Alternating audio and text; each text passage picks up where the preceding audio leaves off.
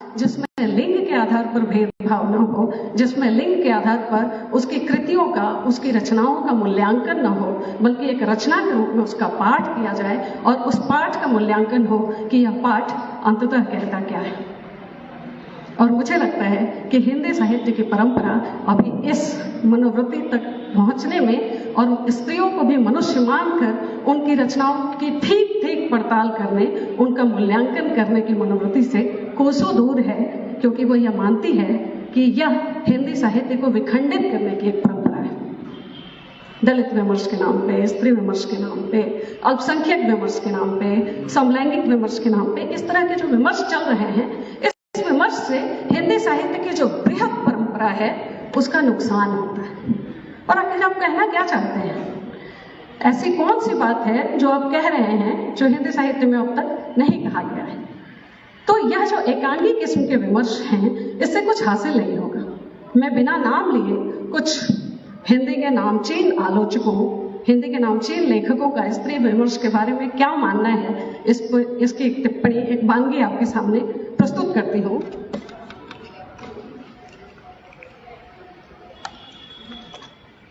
हिंदी साहित्य की एक प्रमुख लेखिका हैं, मैं किसी संदर्भ में उनका साक्षात्कार कर रही थी और मैंने कहा कि आपकी रचनाएं जो हैं वो स्त्रीवादी रचनाएं हैं, आप महिलाओं के बारे में लिखती हैं।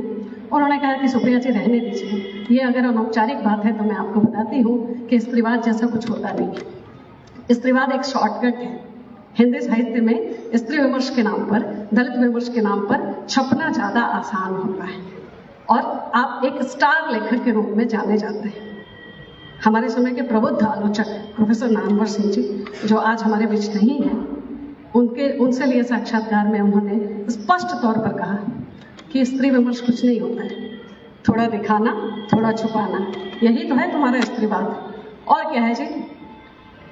स्त्री आलोचक निर्मला जैन जी, जो खुद बहुत बड़ी आलोचक मानी जाती हैं और स्त्री आलोचना के क्षेत्र में उनका आलोचना के क्षेत्र में उनका अच्छा काम है, उन्होंने एक साक्षात्कार में कहा कि स्त्री विमर्श जैसी कोई चीज एग्जिस्ट नहीं करती है। स्त्री विमर्श धनाढ्य तबके की महिलाओं के द्वारा किया गया एक वैचारिक प्रलाप है। हर तबके की महिला की समस्या अलग है, हर तबके की महिला अलग है, उसकी जिंदगी अलग है, और इस तरह के शब्द, इस तरह के विमर्श सोसाइटी में अगर एग्जिस्ट करते हैं तो मैं इनको खारिज करती हूँ और उसे स्वीकार नहीं करती हूँ। मैं स्वयं अपने आप को स्त्रीवादी आलोचक कहलाना पसंद नहीं करती। तो आलोचना की जो पूरी परंपरा है हिंदी साहित्य में, उस आलोचना की पूरी परंपरा में इस तरह वैचारिक तौर पर स्त्रीवाद को शामिल करना या वैचारिक तौर पर स्त्रीवाद को प्रामाणिकता प्रदान करना कि नहीं, यह एक नई दृष्टि है और इस दृष्टि से अगर रचनाओं का पाठ किया जाए तो शायद कुछ नई चीजें निकल कर आएंगी, या अगर इस दृष्टि से रचनाएं लिखी जाएं तब भी एक नई दुनिया, नए किस्म की दुनिया हम रचेंगे। इसकी स्वीकार्यता जो है वह हिंदी साहित्य में अब तक नहीं आ पाई और यह दुखद भी है, दुर्भाग्यपूर्ण भी है। समाज विज्ञान में यह माना गया, खासतौर पे जब स्त्री अध्ययन, दलित अध्ययन, अल्पसंख्यक अध्ययन, या पिछले सत्र में बात हो रही थी दलित विमर्श की, कि दलित विमर्श जैसा शब्द निकला, अश्वेत विमर्श जैसे डिस्कोर्स निकले, इन सारे डिस्कोर्सेस का मुख्य आकर्षण क्या था, या वो क्या कहना चाहते हैं, या उनकी उपज कैसे होती है। 70 के दशक के बाद जब आप, जिसको आप पोस्ट स्ट्रक्चरलिस्ट समय कह सकते हैं, पोस्ट मॉडर्नाइजेशन का दौर कह सकते हैं, उस दौर में सबऑर्डिनेट स्टडीज जैसे डिस्कोर्स पैदा होते हैं और इस बात की जरूरत महसूस की जाती है कि जो मेटा नैरेटिव्स हैं, उन मेटा नैरेटिव्स को तोड़कर स्मॉल नैरेटिव्स के भरने की जरूरत है। इसका मतलब क्या है? इस संदर्भ में एक बहुत ही प्रख्यात समाजशास्त्री और वैज्ञानिक Sandra Harding standpoint theory देती हैं और वो कहती है कि समाज के हर तबके के मनुष्य का ज्ञान वैध है, और अगर समाज के हर तबके के मनुष्य का ज्ञान वैध है तो उसकी वैधता को हमको एक्सेप्ट करना पड़ेगा, उसके स्वर को हमको अभिव्यक्ति देनी पड़ेगी और उसको हमको स्वीकार करना पड़ेगा।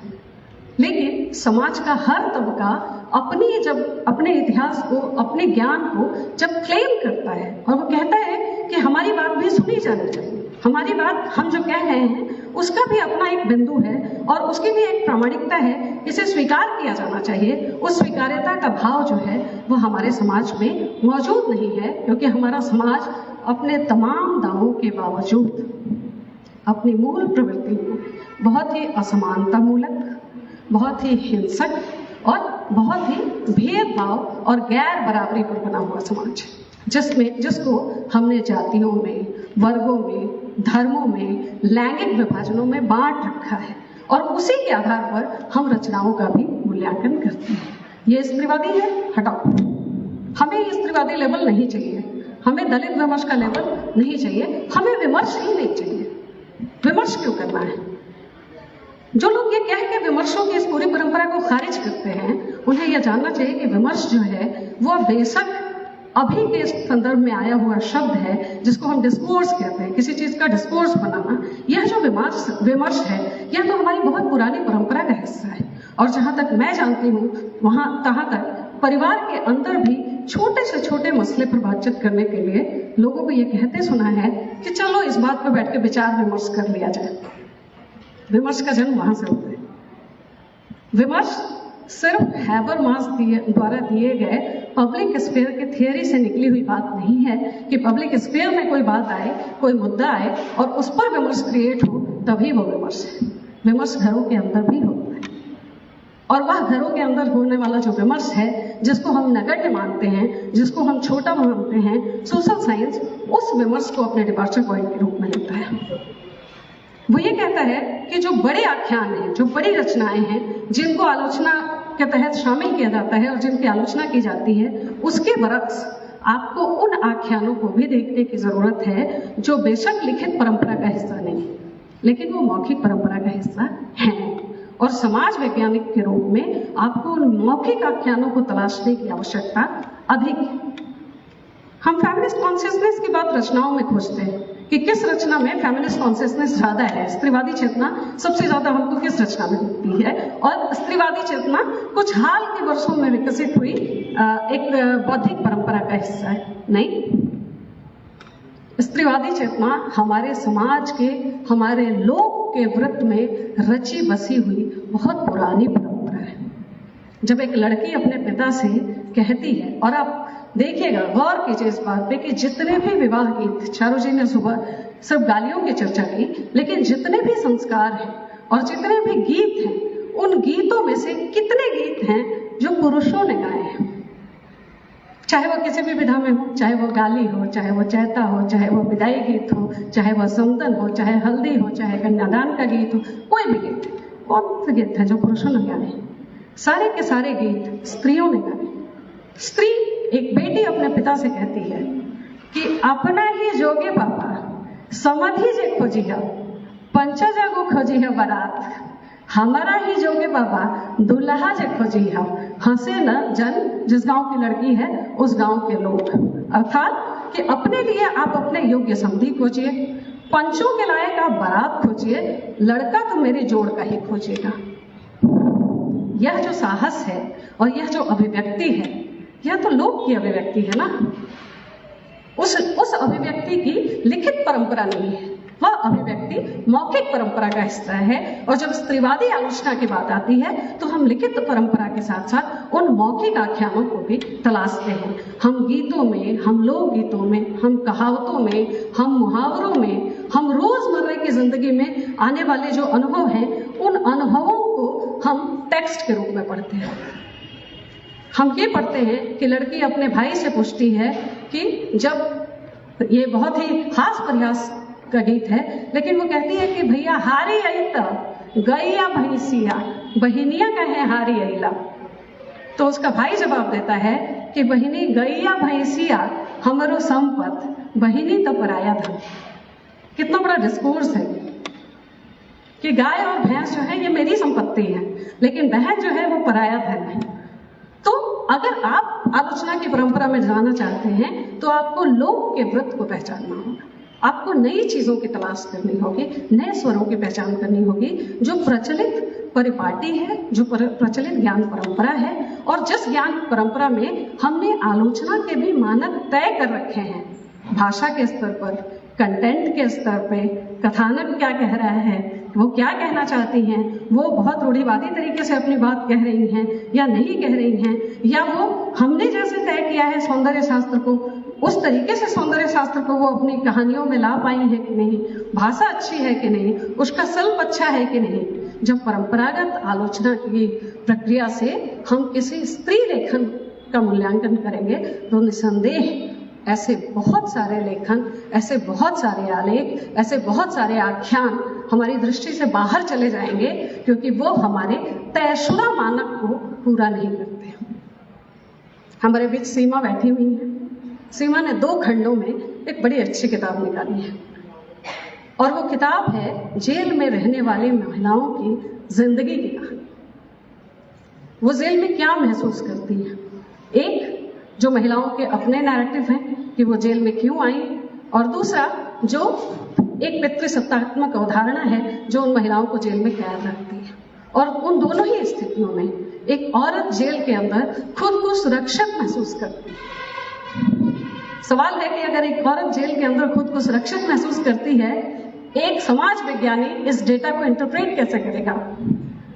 तो वह डेटा इंटरप्रिटेशन सीमा अपनी किताबों में यह कहती है कि दरअसल हमारे समाज का माहौल इतना ज्यादा हिंसक है कि उस हिंसा से बचने के लिए स्त्री जेल में जिन रिश्तों के साथ बंधी होती है, जिन महिलाओं के साथ रहती है, कम से कम उनके साथ बहनापे का एक रिश्ता कायम करती है।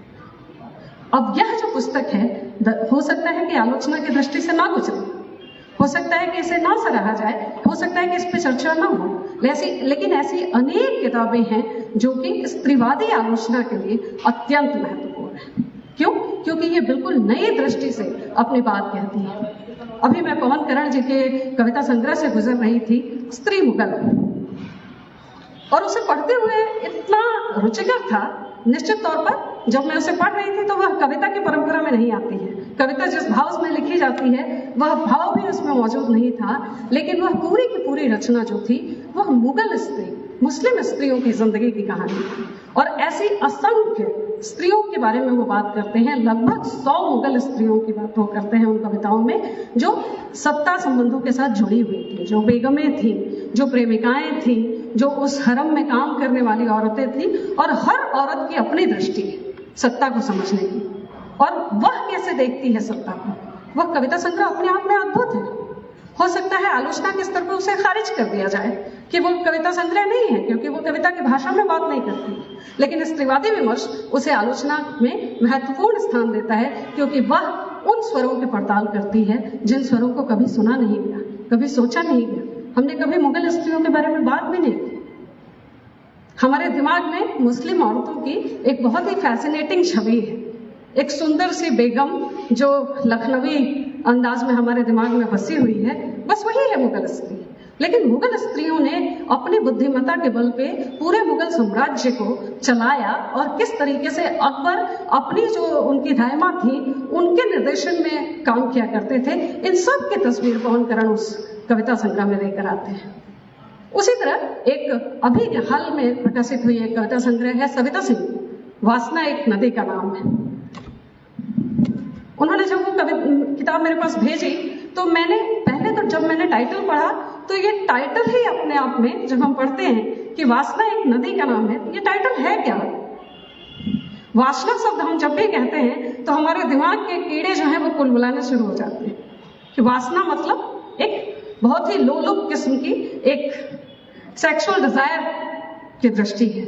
लेकिन सविता सिंह पहली बार उस कविता में वासना को स्त्री की जिजीविसा के साथ जोड़ती है, और वो कहती हैं कि स्त्री जिसका संबंध प्रकृति के साथ है, सबसे पहले स्त्री मुक्ति की प्रारंभिक शर्त है कि वह अपने देह को पहचाने और उस देह को वह प्रकृति के साथ जोड़े।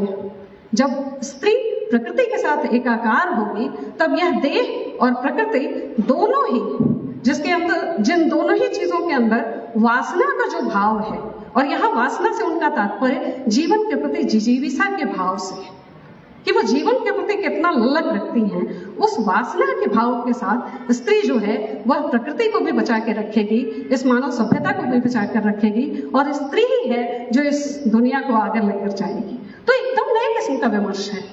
उनकी कविताएं लोगों को लग सकती हैं कि बेमतलब है, लेकिन जब आप उन कविताओं का पाठ करते हैं तो उसमें एक नई किस्म की स्त्री दृष्टि निकलती है, और हमारे लिए वो है स्त्रीवादी आलोचना, वो है स्त्रीवादी हस्तक्षेप जो नई दृष्टि से किया जा रहा है। सुमन केसरी जी, जिन्होंने अभी अभी एक नाटक लिखा है गांधारी, हिडिंबा और निमित्त मात्र, 3 उनकी रचनाएं मैं पढ़ रही थी, जिसमें गांधारी ने मुझे बहुत अपील किया, क्योंकि गांधारी को ठीक उसी तर्ज पर वह अपने टेक्स्ट में निकाल कर लाती हैं जिस तरह भीष्म साहनी माधवी को निकाल कर लाते हैं। माधवी एक उपेक्षित पात्र है इतिहास का, और जिसका जिक्र हमको महाभारत के आदि पर्व में मिलता है। एक छोटे से पात्र है, राजा ययाति की पुत्री है, और वो गालब को दान में देते हैं, और गालब ने चूंकि ऋषि विश्वामित्र को 800 अश्वमेध यज्ञ देने का वचन दिया है गुरु दक्षिणा के रूप में, उस वचन को पूरा करने के लिए वह राजा ययाति के पास आते हैं, और माधवी को राजा ययाति दान करते हैं, जो उसकी निमित्त बनती है, क्योंकि उसे चीर कौमार्य का व्रत प्राप्त है, वरदान प्राप्त है। और वह 4 पराक्रमी राजाओं के पास जाती हैं, उनके लिए 4 चक्रवर्ती सम्राट पैदा करती हैं, और अंत में यह वादा होता है कि गालव और माधवी विवाह करेंगे। गालव माधवी के माध्यम से अपने उद्देश्य की पूर्ति करता है, और जब विवाह का समय आता है तब भीष्म साहनी, जो उस माधवी नामक उस नाटक में सबसे महत्वपूर्ण पॉइंट रखते हैं, वो ये है कि माधवी यज्ञ करके चीर कौमार्य प्राप्त नहीं करती है। जिस माधवी से गालव मिलता है वह एक अधेड़ उम्र की महिला है, जिसका शरीर और सौंदर्य बिल्कुल खत्म हो चुका है, और वो कहता है कि तुम यज्ञ क्यों नहीं कर रही हो, और तुमने अपना चीर कौमार्य फिर से क्यों नहीं प्राप्त किया। उसने कहा कि मुझे जरूरत नहीं है, क्योंकि मैं तो तुमसे प्रेम करती हूँ, और तुम तो मुझे इसी रूप में प्राप्त करोगे ना, क्योंकि तुम्हारे ही लिए तो ये सब कुछ हुआ है, तो अब मैं इसी रूप में तुमसे विवाह करूंगी। गालव के सामने बहुत बड़ा धर्म संकट पैदा होता है, जिसको बहुत ही बारीक तरीके से भीष्म साहनी प्रस्तुत करते हैं कि एक पेट्रियार्कल माइंडसेट अपने बचाव में करता क्या है। गालव उसको कहता है कि विवाह तो मैं तुमसे कर लेता हूँ, लेकिन चूंकि तुम मेरे गुरु के पास रहकर आई हो, विश्वामित्र के पास, उस लिहाज से तुम मेरी गुरु माँ हो, और जब मैं गुरु माँ हो गई तो मैं तुमसे विवाह कैसे कर सकता हूँ। माधवी कहती है बस मैं तुमसे यही उत्तर जानना चाहती थी, और वो जंगल में चली जाती है। तो वह जो डिपार्चर है वो है स्त्रीवादी आलोचना किसी टेक्स्ट की। यही स्त्रीवादी आलोचना सुमन केसरी अपनी उस रचना में करती हैं, जो वो कहती हैं और वो कहलवाती हैं भीष्म पितामह से कि गांधारी तुमको मैं इसलिए लाया था क्योंकि दुर्योधन के पास आंख नहीं थी, धृतराष्ट्र के पास आंख नहीं थी, तुम्हें उसकी दृष्टि बनना था, लेकिन जिस दिन तुमने अपनी आंखों पर पट्टी बांध ली, उस दिन उस बड़े भयानक हिंसक युद्ध की निमित्त तुम स्वयं बने। काश तुमने वो पट्टी न बांधी होती। ये है स्त्रीवादी आलोचना। तो हमारी दृष्टि में स्त्रीवादी आलोचना के आयाम अलग हैं, और हिंदी साहित्य में उन चुनिंदा टेक्स्ट के माध्यम से जो अब तक कम पढ़े गए, जिनके बारे में कम चर्चाएं हुई, उन चर्चाओं के माध्यम से स्त्री अध्ययन के विद्यार्थी के रूप में हम रचनाओं के स्त्रीवादी पाठ के पक्षधर हैं, और स्त्रीवादी आलोचना के नए औजारों के साथ, वो औजार जो साहित्य में किसी चीज को पढ़ते हुए, चाहे वह साहित्य हो चाहे वह सिनेमा हो, जब हम उसे पाठ के रूप में पढ़ते हैं तो सिर्फ हम उसका सतही मूल्यांकन नहीं करते, बल्कि उस पाठ के अंदर जो अंतर पाठ है, टेक्स्ट और सब टेक्स्ट, उन दोनों ही चीजों के अंदर निहित जो भाव है, जो कहा जा रहा है और जो नहीं कहा गया है, चाहे वह स्त्री लेखिकाओं द्वारा हो या पुरुष लेखिकाओं के द्वारा, जो कहा गया वह तो सबने पढ़ा, लेकिन जो नहीं कहा गया उस भाव को पकड़ना, और अंततः हम क्या चाहते हैं, अंततः हम उसमें से निकाल क्या रहे हैं। स्त्रीवादी रचना का अर्थ हो हल्ला और हंगामा खड़ा करना नहीं, सिर्फ हंगामा खड़ा करना मेरा मकसद नहीं, अपनी कोशिश है कि सूरत बदलनी चाहिए। तो जो भी रचना इस पैमाने पर खरी उतरती हो कि बिना कुछ किए, बिना कुछ शोरगिल कहे कि गुल किए, बहुत आसानी से, बहुत महीन धागे के रूप में अपनी बात कह जाए, अपनी कहानी कह जाए, वो है स्त्रीवादी रचना, और हम करते हैं उसकी स्त्रीवादी आलोचना। अभी के लिए मैं अपनी बात यहीं स्थगित करूंगी।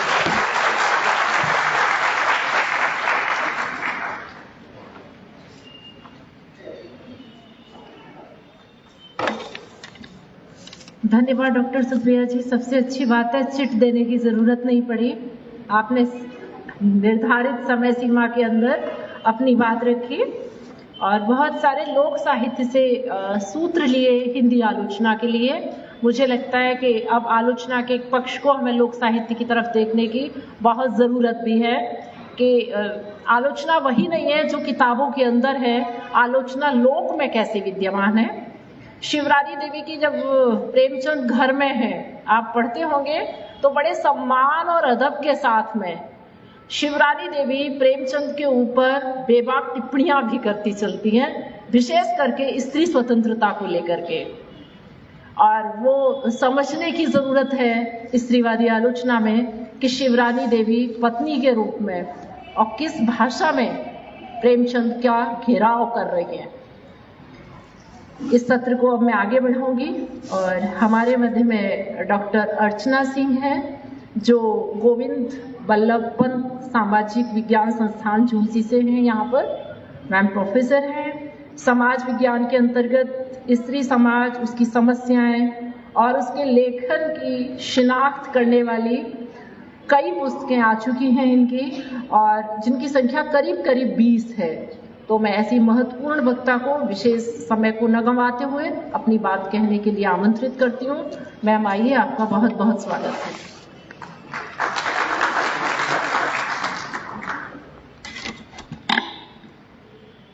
तो सबसे पहले मैं आयोजकों को धन्यवाद दूंगी।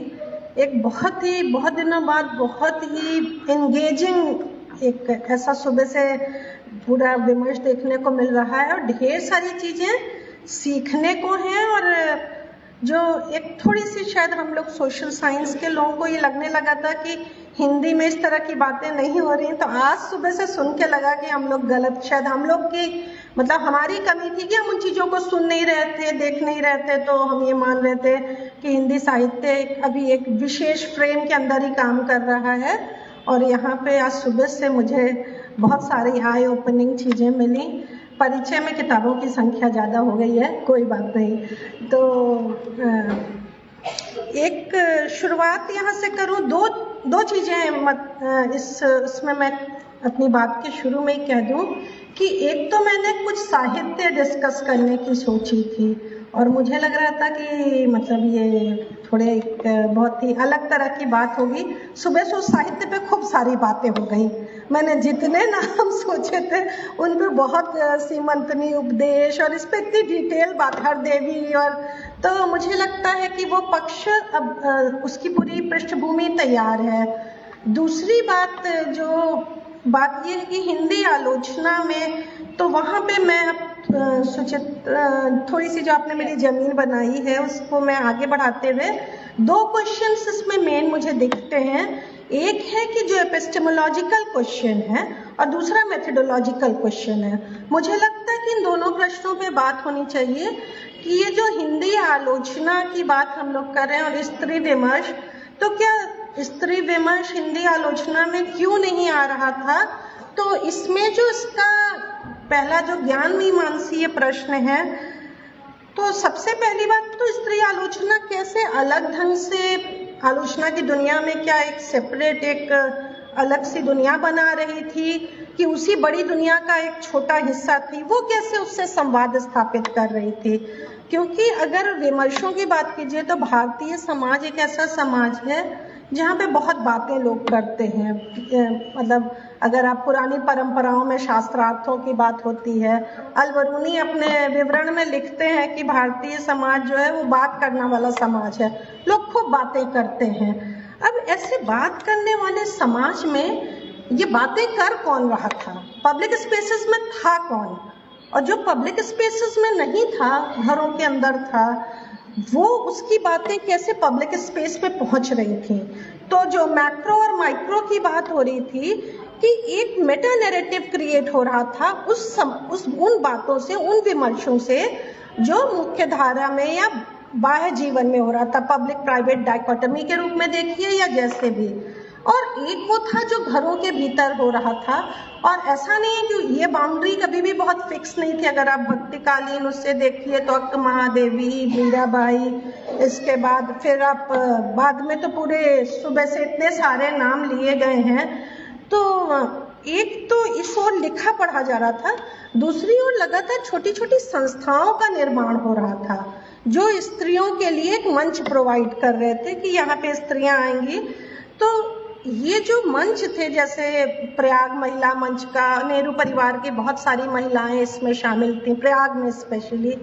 तो ये जो पूरे मंच थे, ये स्त्रियों को एक जगह दे रहे थे, एक वैलिडिटी दे रहे थे कि वो जो बातें कर रही हैं चूल्हा चौके और इसके बियॉन्ड भी वो बातों करने की उनकी कुछ शक्तियां हैं। तो एक तरह से हम लोग दूसरी तरह से देखते हैं, हम लोग का एक कहते हैं ना कि फिक्स फ्रेम होता है कि पुरुष उनके बारे में बात नहीं कर रहे थे, पर क्या स्त्रियां पुरुष के बारे में उस तरह से, मतलब मैं ज्ञान संस्कार की बात कर रही हूँ, मैं रोजमर्रा जीवन की, तो उनका जो ज्ञान संसार था, क्या स्त्रियां उससे वाकिफ थीं? वो जब मिलती थी तो क्या बातें करती थी? तो आप इसको अगर देखिएगा तो ये जो इस तरह के मंच थे, वो 2-3 चीजें बहुत अच्छी कर रहे थे। घर में रहने वाली स्त्रियों को एक कहते हैं ना, एक ऐसी स्पेस दे रहे थे जहाँ पे वो जान पा रही थी कि बाहर की दुनिया में क्या हो रहा है, वो चाहे राजनीतिक दुनिया हो, चाहे सामाजिक दुनिया हो। तो वो एक तरह से बाहर की दुनिया से उनका एक सरोकार हो रहा था। दूसरे, एक स्त्रीत्व को लेके, स्त्री अस्मिता को लेके एक बहनापे का बड़ा अच्छा सा एक उनके अंदर एक शक्ति का आभास हो रहा था कि वो एक अलग तरह की दुनिया का सृजन कर सकती हैं। और इसी बीच में जब राधा कुमार स्त्री आंदोलन की बात करती हैं तो इस बात को बहुत क्लियरली कहती हैं कि इस आंदोलन की शुरुआत, जो उसके पुरोधा कुछ पुरुष थे, लेकिन ये आंदोलन बहुत ही जल्दी महिलाओं ने, पहले उनके परिवार की महिलाओं ने और उसके बाद उन महिलाओं ने संभाल लिया जो ग्रास रूट की महिलाएं जिन्हें हम कहें। तो ये अचानक, ये शिफ्ट बिल्कुल अचानक नहीं हुई, धीरे धीरे हुई। और वो जो पहले बैठ के सुनती थी मंचों पे वो नेहरू परिवार की महिलाओं को, और ढेर सारी बंगाल में जो पूरा आंदोलन था जिसमें ढेर सारी एलीट महिलाओं के मंचों से सुनने के लिए ढेर सारी महिलाएं इकट्ठा होती थी। तो ये एक तरफा संवाद नहीं था, वो सीख रही थी, वो प्रश्न करना सीख रही थी और चीजों पे प्रश्न उठाना सीख रही थी। तो इसको डॉक्यूमेंट नहीं किया गया। अब ये तो एपिस्टेमोलॉजिकल क्वेश्चन है कि चीज, ज्ञान उधर भी सृजन हो रहा था, अब ज्ञान का सृजन हो रहा था और उसको डॉक्यूमेंट क्यों नहीं किया गया? तो यहाँ पे वो थोड़ा सा मेथोडोलॉजिकल पार्ट आना जरूरी है कि ये जो ज्ञान का सृजन हो रहा था, इसका डॉक्यूमेंट इसलिए नहीं किया गया कि हमारे लिए जो सबसे बड़ा प्रश्न था कि क्या ये ज्ञान है। अगर आप सीमंतनी उपदेश के लेखों को पढ़िए तो कई बार आपको लगता है कि ये, मतलब हम नॉलेज और इमोशन, इसको जो अलग अलग, जो बॉडी माइंड डुअलिटी को अगर आप उस समय से देखिए तो हम क्या करते हैं कि मानते हैं कि ज्ञान एक बहुत ही एब्स्ट्रैक्ट सी चीज है। तो उसमें जो इस तरह के जो, अब इमोशन कैसे नहीं रहेंगे, पहला तो आपने उसको कर दिया कि ये ज्ञान चूंकि एब्स्ट्रैक्ट तरह का ज्ञान नहीं है इसलिए इस पे ही प्रश्न कर दिया। अब दूसरी बात है कि अब इमोशन क्यों नहीं रहेंगे, इस पे भी थोड़ी बातें। तो जो लिख रहा है, जो भी लेखक है, उसके सिंबल्स कहाँ से आएंगे, उसके मेटाफर्स कहाँ से आएंगे, उसके अपने लाइफ वर्ड से आएंगे। और ये लाइफ वर्ड ही जो वो बड़ी दुनिया की स्वीकृति में नहीं था।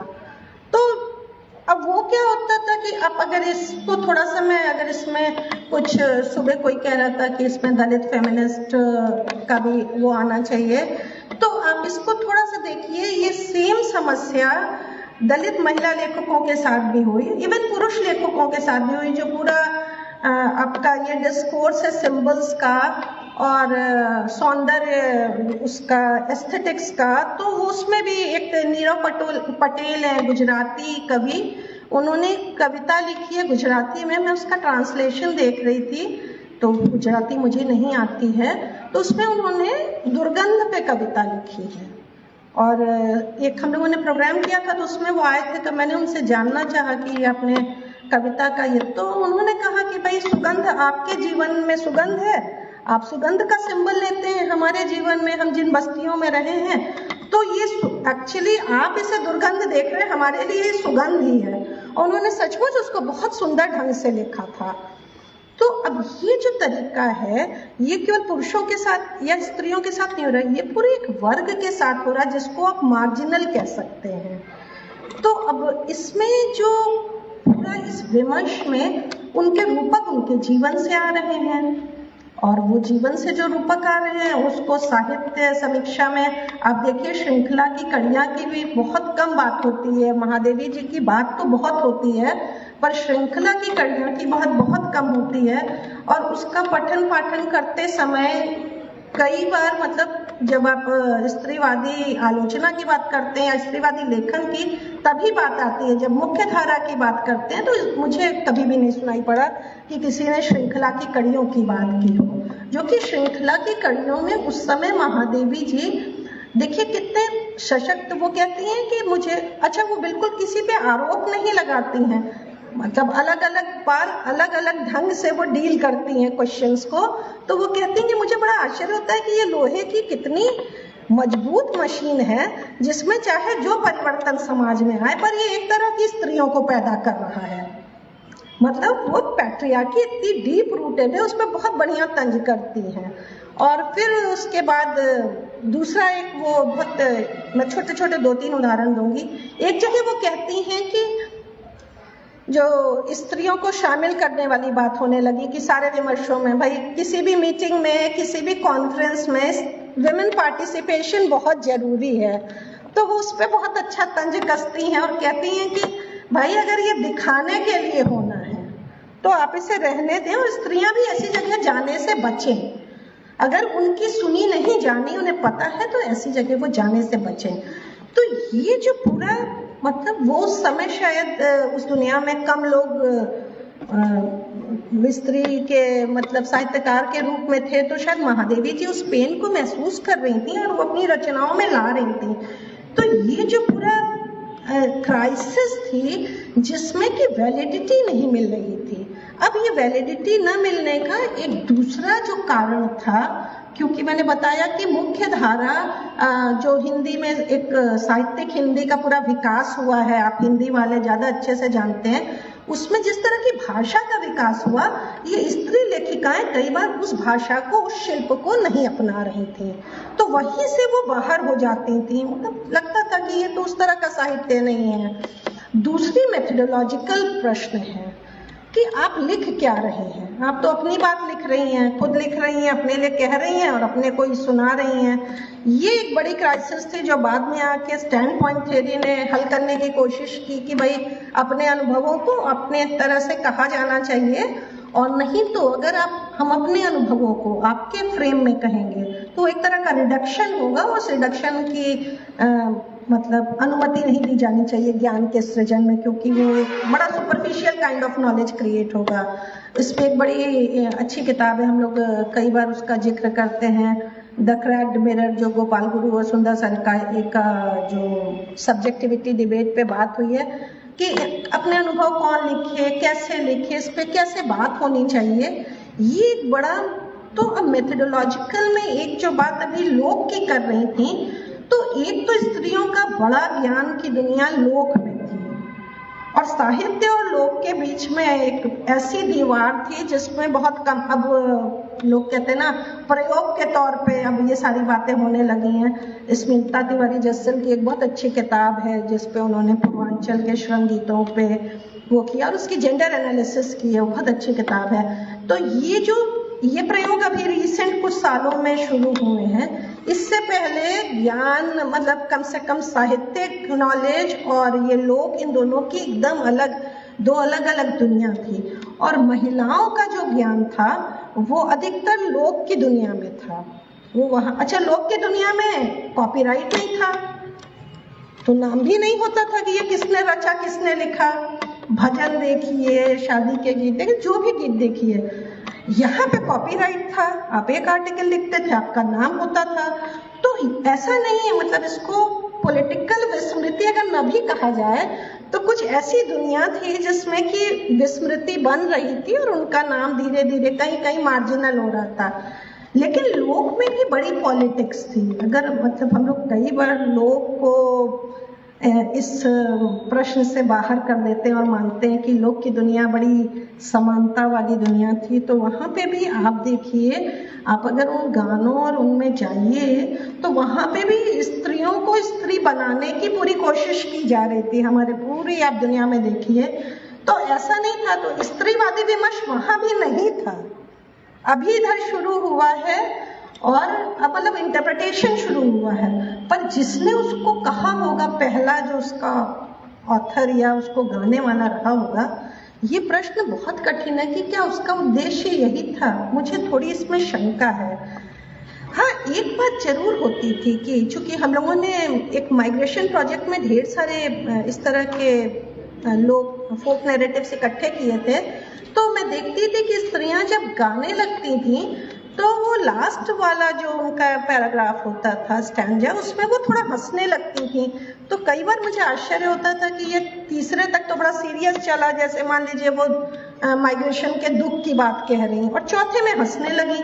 तो मैं सोचती थी कि, और अधिकतर जगह ये होता था, तो वो चौथा जो होता था वो एक तरह का इंटरपोलेशन होता था, जिसमें वो मेन उससे अलग जाके कुछ अपनी बातें कहती थी, और वो अपनी कहते समय खुद पे ही हंसती रहती थी।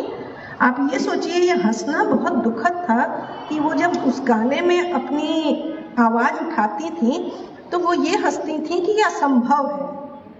मतलब ये हंसना मीन्स वो हंसना नहीं था, खुशी नहीं थी, एक तरह का दुख था कि ये तो संभव ही नहीं है। क्योंकि वो स्त्रियां, ये आज का जो स्त्री विमर्श और आप जो बातें बता रही थी, देह का विमर्श, इसको तो वो उनकी कल्पना से परे है। तो यहाँ पे भी एक मार्जिनैलिटी क्रिएट हो रही है कि हम किसकी बात कर रहे हैं।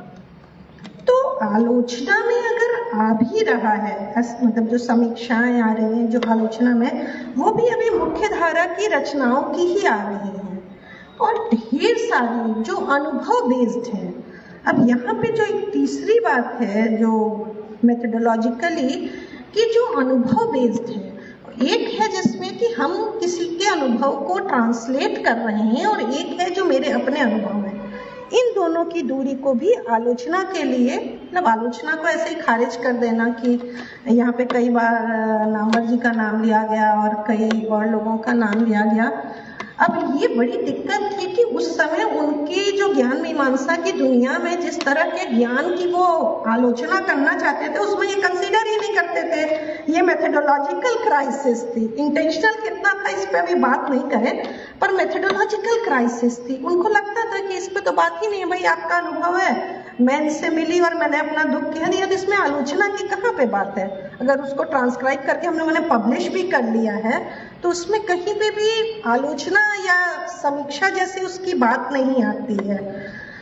अब जो इसके बाद एक बड़ा जो स्त्री विमर्श पे जो बात अभी ये कह रही थी, तो मैं भी अपना एक अनुभव सुनाऊं कि वैलिडिटी का क्वेश्चन, जो मेथोडोलॉजिकल क्वेश्चन है कि वैलिडिटी और न्यूट्रलिटी पे इतने प्रश्न हो जाते हैं कि भाई आप जो कह रहे हैं ये सच कह रही हैं। तो मैं एक बॉम्बे में एक सेमिनार में गई थी, और बिल्कुल नया नया एकेडमिक्स में कदम रखा था, शायद दूसरा या तीसरा सेमिनार एज अ फैकल्टी था। बड़ा उत्साह था कि कुछ नई बात करने जा रही हूँ। और तो एक बहुत सीनियर लेखक जो दलित पे ही लिखते थे, दलित विषयों पे, तो वो अचानक मिले, तो मैं बड़ी खुश हुई। तो उन्होंने पूछा कि तुम क्या बोलोगी, तो मैंने कहा मैं दलित फेमिनिज्म पे बोलूँगी। तो उन्होंने कहा देखो अभी तुम्हें शुरुआत है, तुमको एक बात समझा दूं, ये दलित फेमिनिज्म कुछ होता नहीं है। ये सब मार्केट में अपनी किताबें बेचने के लिए इस तरह की चीजें लिखती हैं, और इन सारी महिलाओं को मैं जानता हूँ, इनका जीवन बहुत सुखी है। तो ये बड़ा प्रश्न मेरे लिए, चूंकि मेरा ये अनुभव नहीं था, तो मैंने उसको फिर अपने ढंग से टटोला। तो उसमें से कुछ बातें थोड़ी सी ये थी कि वो महिलाएं अपनी मतलब फेलो वुमेन की अनुभव लिख रही थी, तो आप उसको खारिज नहीं कर सकते भाई, क्योंकि उनको लिखना पढ़ना नहीं आता है, इसलिए ऐसा उनको रिप्रेजेंट कर रही थी। पर अब जैसे ही मेथोडोलॉजिकल क्वेश्चन आता है, तो फिर होता है कि इसमें वैलिडिटी कहाँ है, सच आप कह रहे हैं कि नहीं। अगर आप सच कह रहे हैं तो इसको कौन प्रूव करेगा। नैरेटिव्स के साथ जो पूरी दिक्कत होती है, हम लोग तो सोशल साइंस की दुनिया के लोग हैं, जानते हो, आज आपने मुझे कुछ बताया है और कल मेरा लिखा हुआ पढ़ के आपसे दूसरा बंदा पूछने गया और आपने एकदम नई कहानी बता दी। वो मेरे ऊपर प्रश्न करेगा कि भाई ये, अब आलोचना क्या हो रहा है ना, वो टेक्स्ट की होती है। ये तो अभी बड़ी प्रवाहमान चीज है जिसमें रोज अपने रंग बदल रहा है, रोज अपने कलेवर बदल रहा है। अब ये रंग और कलेवर बदलने के पीछे पूरी एक सोशल पॉलिटिक्स है, पूरी एक सामाजिक मतलब कहते हैं ना पावर डायनामिक्स काम करती है, जिसमें अलग अलग ढंग से कभी सारे लोग स्त्री विमर्श पे बात करने लगते हैं, कभी ट्राइबल विमर्श पे बात करने लगते हैं, कभी दलित विमर्श पे। तो ये जो सोशल डायनामिक्स हैं, इनमें सच में वैलिडिटी का क्वेश्चन बहुत महत्वपूर्ण है। लेकिन अब अगर मैं अभी है ना 10 मिनट, अगर मैं समय को लेके बहुत सतर्क रहती हूँ, मुझे लगता है कि समय एक जो अब इसमें जो बात मैं कह रही थी कि वैलिडिटी का क्वेश्चन, उसमें जो एक बहुत ही बात ये है, मैंने कुछ महसूस किया, इसकी वैलिडिटी कौन कैसे प्रूव होगी? कोई ऐसी स्केल अभी डेवलप नहीं हुई है किसी भी एकेडमिक्स में कि आप टेस्ट करिए। ये मेरा अनुभव है। हो सकता है जैसे कि हमारे जब जेंडर उसमें रूपरेखा जी कई बार ये बात कहती हैं, प्रोफेसर रूपरेखा वर्मा, कि देखो ये जो पितृसत्ता की बात हम लोग करते हैं, ये ऐसा नहीं हुआ होगा कि सारे पुरुष एक दिन बैठे होंगे और कानाफूसी किए होंगे कि चलो औरतों को दबा लिया जाए। ये धीरे धीरे अपने ढंग से अलग अलग ढंग से डेवलप हुई है, लेकिन उसमें एक काम बराबर हुआ है, जो अगर फूको कहते हैं कि जहाँ पे भी पावर है वहाँ पे रेजिस्टेंस है। तो रेजिस्टेंस भी हमेशा रही। आप मीराबाई, अक्का महादेवी सबका देखिए, तो रेजिस्टेंस हमेशा रही है। रेजिस्टेंस बस रजिस्टर नहीं हुई है। तो हम लोग ये जो बार बार कहते हैं ना कि विमर्श था नहीं, या स्त्री इस मुद्दों पे बात नहीं हुई, या मार्जिनल रहे, इसमें थोड़ा सा हमें सोचना पड़ेगा कि उस पर काम भले कम हुआ हो, लेकिन वो प्रॉपरली डॉक्यूमेंटेड है। इवन ओरल मेमोरी में ढेर सारे नैरेटिव्स हैं। अब कभी विमेन उनकी जो पार्टीशिप पे किताब है, मैं भी नाम भूल रही हूँ, उर्वशी बेटालिया की the other side of silence. अब देखिए मेमोरी पे ढेर सारे अच्छे काम हो रहे हैं। अब इसकी वैलिडिटी पे अगर प्रश्न किया जाएगा, अब थोड़ा सा आलोचना पे आ जाते हैं, अगर इसकी वैलिडिटी पे प्रश्न किया जाएगा तो आप ये जानिए कि आप एक दुनिया के अनुभवों को नहीं समझ पाएंगे। तो या तो आप ये मान लीजिए कि आपका ज्ञान जो है वो उस मार्जिनल सेक्शन के ज्ञान से संवाद नहीं कर सकता, क्योंकि आपने अपने ज्ञान को इतने हाई पेडेस्टल पे बिठा दिया है कि वो उससे संवाद नहीं कर पाएगा, क्योंकि उसके सिंबल्स अलग हैं, उसकी रेजिस्टेंस अलग है।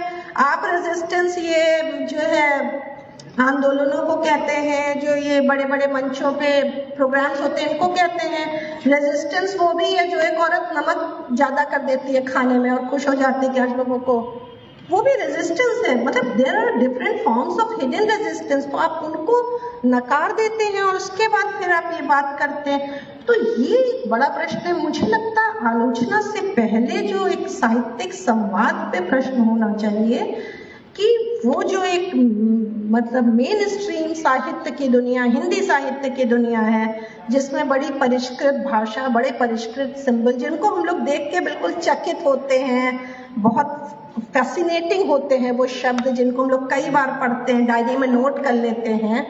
और एक ये दुनिया जो एवरीडे लाइफ की दुनिया है, जिसमें सिंबल आटा गूंथना हो सकता है, जिसमें वो अपने पेन को बताती है, वो अपनी पीड़ा को इन सिंबल्स से बताती है। तो इन दोनों में इंटरैक्शन हो सकता है कि नहीं?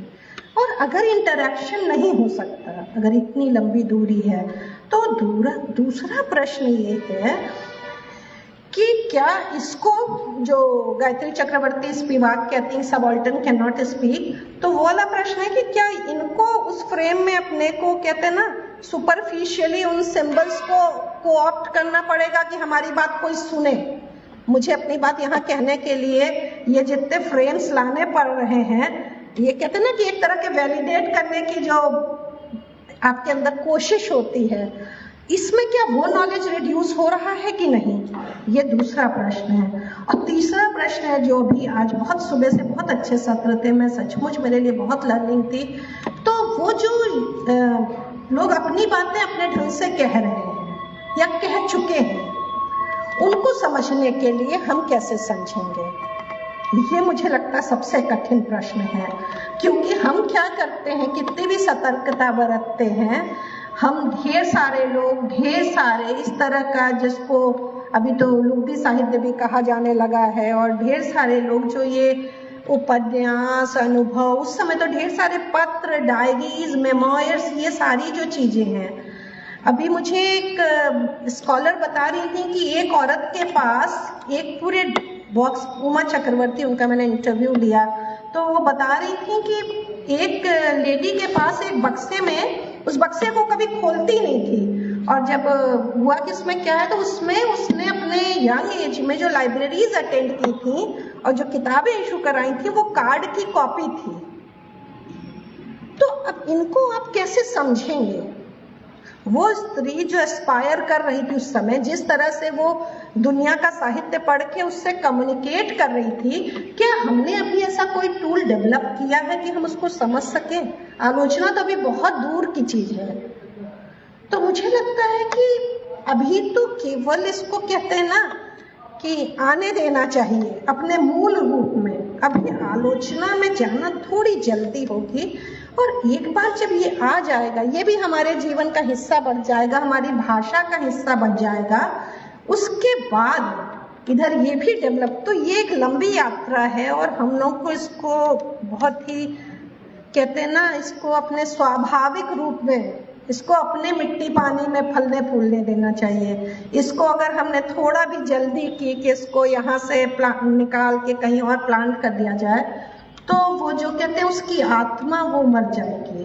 और हमारी पहली प्राथमिकता होनी चाहिए, चूंकि स्त्री विमर्श की बात चल रही है, तो उन अनुभवों, उन एस्पिरेशंस, उन सपनों को जो सुल्ताना ड्रीम में देखे थे रुकैया, उनको बचाए रखना। तो मुझे लगता है कि हमारी प्राथमिकता उनको बचाए रखना होना चाहिए, और उसको समझते रहें अपने ढंग से, और उसको आलोचना तो मुझे लगता है दूर की कौड़ी है। मैं अपनी बात यही खत्म करती हूँ। Thank you.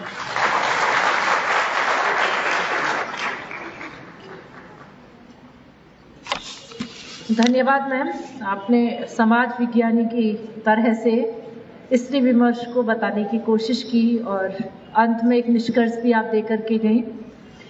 अब इस सत्र की अध्यक्षता कर रहे प्रोफेसर जगदीश चतुर्वेदी सर हमारे बीच में है, अब हम उन्हें सुनेंगे। स्त्री आलोचना के पक्ष में देखें तो पश्चिम की स्त्रीवादी आलोचना के सिद्धांतों की जो विवेचना है वो प्रोफेसर जगदीश सर ने की है। ये कोलकाता विश्वविद्यालय में पूर्व विभागाध्यक्ष के पद पर रहे हैं। स्त्री साहित्य, उत्तर आधुनिकता एवं जनसंचार माध्यमों पर आपका काम है। आपने बहुत सारी किताबें संपादित की हैं। साहित्यिक परिचय बहुत ज़रूरी नहीं है, सर को सुनना ज़रूरी है। तो मैं बिना किसी देरी के सर को आमंत्रित करती हूँ। हम सब लोग सर को बहुत स्वागत है सर आपका।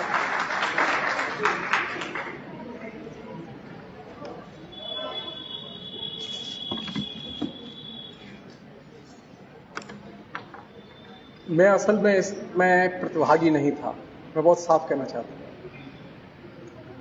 सुधा को यहाँ आना था और ये मेरा प्रिय विषय है। मैं असल में स्त्रियों को सुनना चाहता था। मेरे जीवन में स्त्री साहित्य पर और स्त्री आलोचना पर एक पहली और आखिरी सेमिनार है। नहीं, उसका रीजन है, मैं अपनी सीमा में जानता हूं।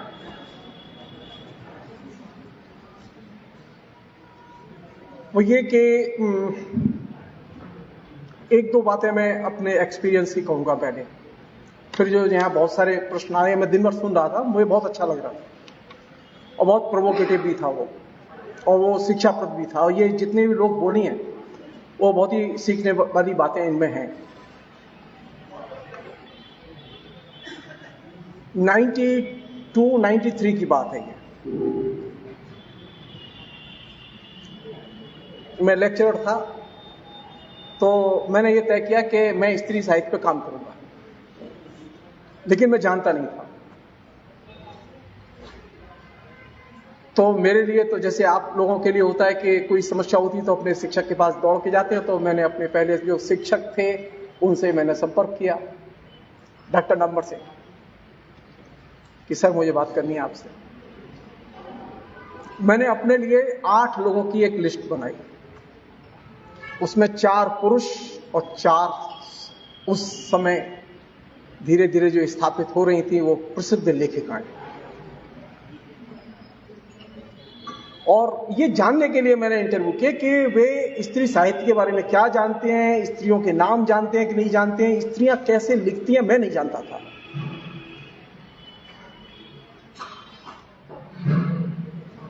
मैं बहुत ही विनम्रता से कहना चाहता हूं, मैंने चंद्रवली सिंह जी से लंबा इंटरव्यू किया, मैंने शिव कुमार मिस्त्री जी से 2 घंटे का इंटरव्यू किया, नामवर्धन सिंह से 2 घंटे का इंटरव्यू किया, मुरली मनोहर प्रसाद सिंह से 2 घंटे का इंटरव्यू किया। और मैं बड़ा दुखी इस बात से कि कोई भी मुझे 10 औरतों के नाम नहीं बता पाया। वो कैसेट मेरे पास आज भी सुरक्षित हैं।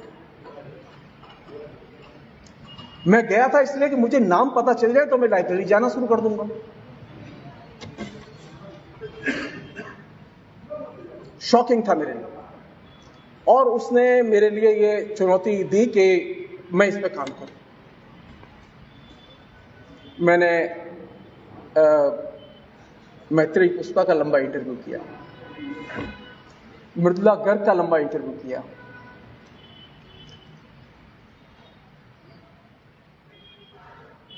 और 2 लोगों का इंटरव्यू किया। मैं बोल नहीं रहा हूं अभी आपसे, मेरे पास कैसेट हैं आज भी सुरक्षित। और वो मेरे लिए शॉकिंग स्टेज थी मेरे लिए कि मैं छात्र आंदोलन से निकल के आया था और मैं स्त्री आंदोलन का प्रशंसक रहा हूं और समर्थक रहा हूं।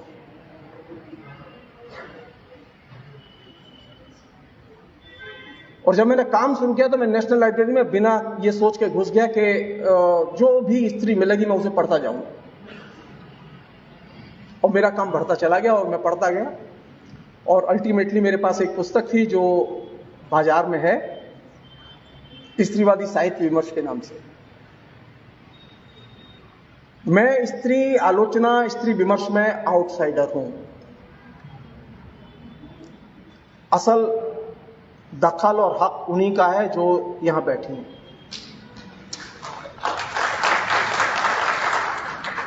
मैं इनसे अच्छा जानता हूं, लेकिन मैं इनकी जैसी अनुभूति मेरे पास नहीं है। स्त्री साहित्य की, स्त्री आलोचना की पहली शर्त है स्त्री अनुभूति का होना।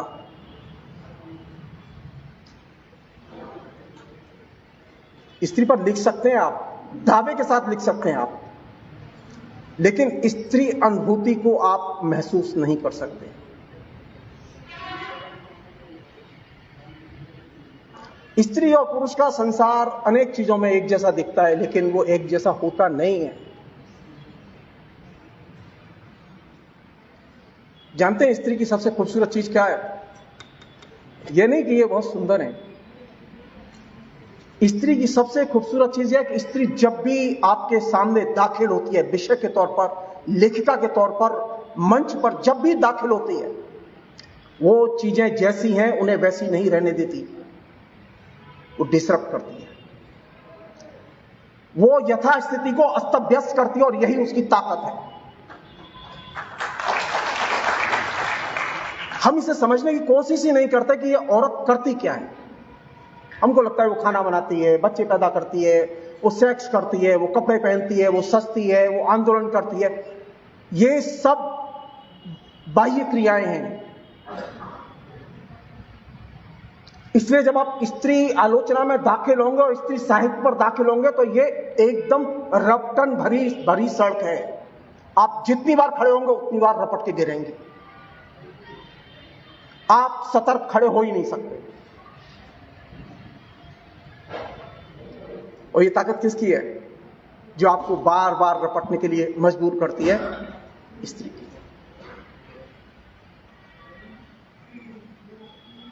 मैं उन तमाम लोगों से विनम्रता से असहमत हूं जो ये कहते हैं कि ये औरत अज्ञानी है।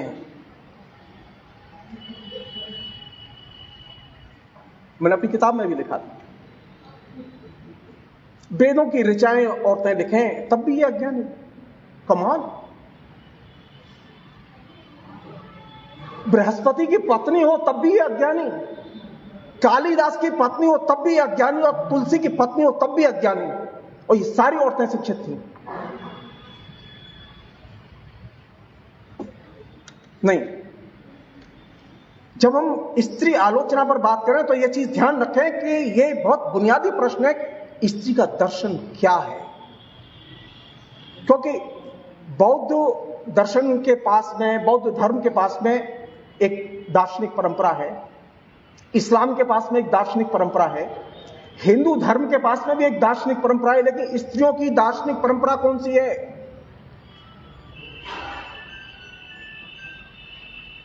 एकमात्र शक्ति संप्रदाय में दार्शनिक परंपरा है स्त्रियों की, और वो हिंदुस्तान में है। मैं बचपन से पढ़ के बड़ा हुआ हूं इसको। लुइस इरिगिरी और हेलेनी सिक्साउस ने तो अब जाना है कि फ्रेंच में कि एकमात्र सारे दुनिया के धर्म और दर्शनों में एकमात्र शक्ति संप्रदाय में दार्शनिक परंपरा है। हम तो बचपन से पढ़ के बड़े हुए हैं। महात्रिपुर सुंदरी, मैं तो गर्व से कहता हूं, फेसबुक पर लिखता भी हूं कि मैं तो शक्ति का उपासक हूं। मुझे कोई शर्म नहीं है। मैं फेमिनिस्ट भी हूं, मुझे कोई शर्म नहीं।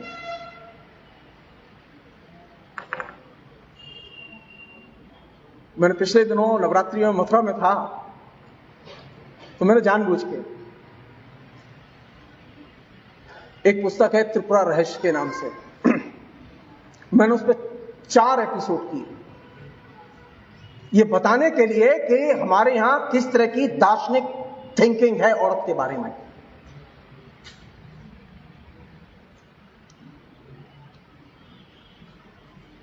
मैं बहुत साफ कहना चाहता हूं कि हिंदुस्तान की स्त्रियां और हिंदुस्तान के स्त्रियों की परंपरा विचारवान स्त्रियों की परंपरा रही है।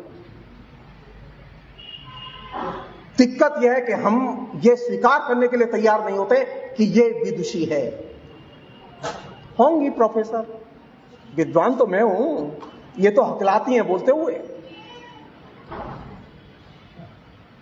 2006 में आके नामवर जी ने पहली बार किसी स्त्री पर लिखा और बोला। सारी उम्र गुजर गई उनकी, सारी उम्र उपहास करते रहे।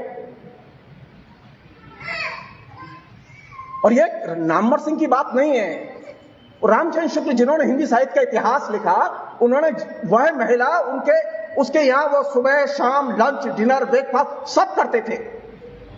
उसका कहानी संकलन उन्होंने संपादित करके प्रकाशित किया। और जब हिंदी साहित्य का इतिहास लिखने की बात आई तो उसके लिए 2 पंक्तियां नहीं थी उसमें। मेरे लिए चिंता की चीज है ये जो मेरा जो पुरुषत्व है ना, ये मेरा जो अहंकार है कि ज्ञानी तो मैं हूं और ये औरतें ज्ञानी नहीं होती, ये सारी समस्या की जड़ है। हम में से अधिकतर लोग जानने के लिए और मानने के लिए तैयार नहीं होते। आप मेरे कहने से कभी मेरे साथ किसी भी मंदिर पर चलिए, हिंदुस्तान के किसी भी शहर के किसी भी मंदिर पर चलिए, और मैं जैसे कहूं आप वैसे चुपचाप सिर्फ औरत की सुनिए।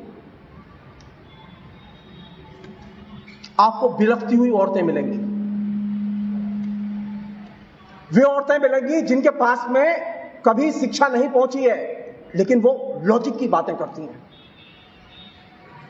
मैं ऐसी हजारों स्त्रियों को देख के बड़ा हुआ हूं, क्योंकि मेरे मंदिर हैं, मैं मंदिर पर बैठता हूं। मैंने कभी से छुपाया नहीं। मैं जेएनयू में पढ़ता था, जब छात्र राजनीति करता था तब भी मैं इसे नहीं छिपाता था, क्योंकि वह मेरे लिए स्त्रियों के साथ में इंटरेक्शन की बहुत बड़ी जगह है। मैं उसे खोना नहीं चाहता। भगवान को मानूं या ना मानूं ये सेकेंडरी है। कम से कम जो साक्षात मनुष्य आता है उसे तो जानने की कोशिश करूं कि इसके मन में क्या है। मैं जो चीज साफ कहना चाहता हूं वो ये कि स्त्री के पास में ज्ञान होता है और उसे वो आर्टिकुलेट करना भी जानती है। उसकी डिग्रियां ना देखें। मैं इस बात से सहमत नहीं हूं कि स्त्री जो बोलती है वो सब आलोचना होती है। मैं बहुत साफ कहना चाहता हूं, आलोचना एक अलग जेनर है, बातचीत एक अलग जेनर है। जब हम कहते हैं स्त्री आलोचना तो इसका मतलब यह कि आलोचना का मतलब वह गद्य जो मुझे मूल्य बोध दे। आलोचना का अर्थ है मूल्य की सृष्टि करना, लिखी हुई हर चीज आलोचना नहीं होती। अब मैं थोड़ा सा ये हिंदी जगत में जो चलता रहा है एक दो बातें उसके बारे में ज्यादा नहीं कहूंगा, क्योंकि सब दिन भर से बैठे हुए हैं और सब थके हुए हैं।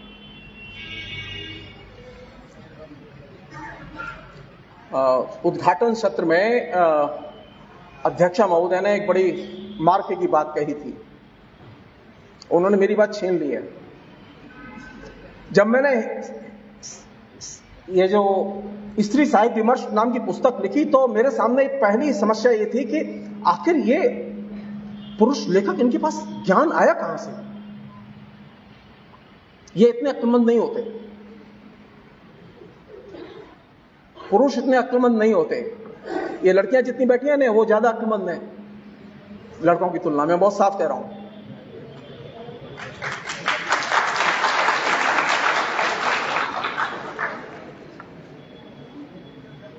मेरी बात पर अगर विश्वास ना हो तो आप एक छोटी सी बात से मैं समझाना चाहता हूं, इसे ताकत बताना चाहता हूं लड़की की।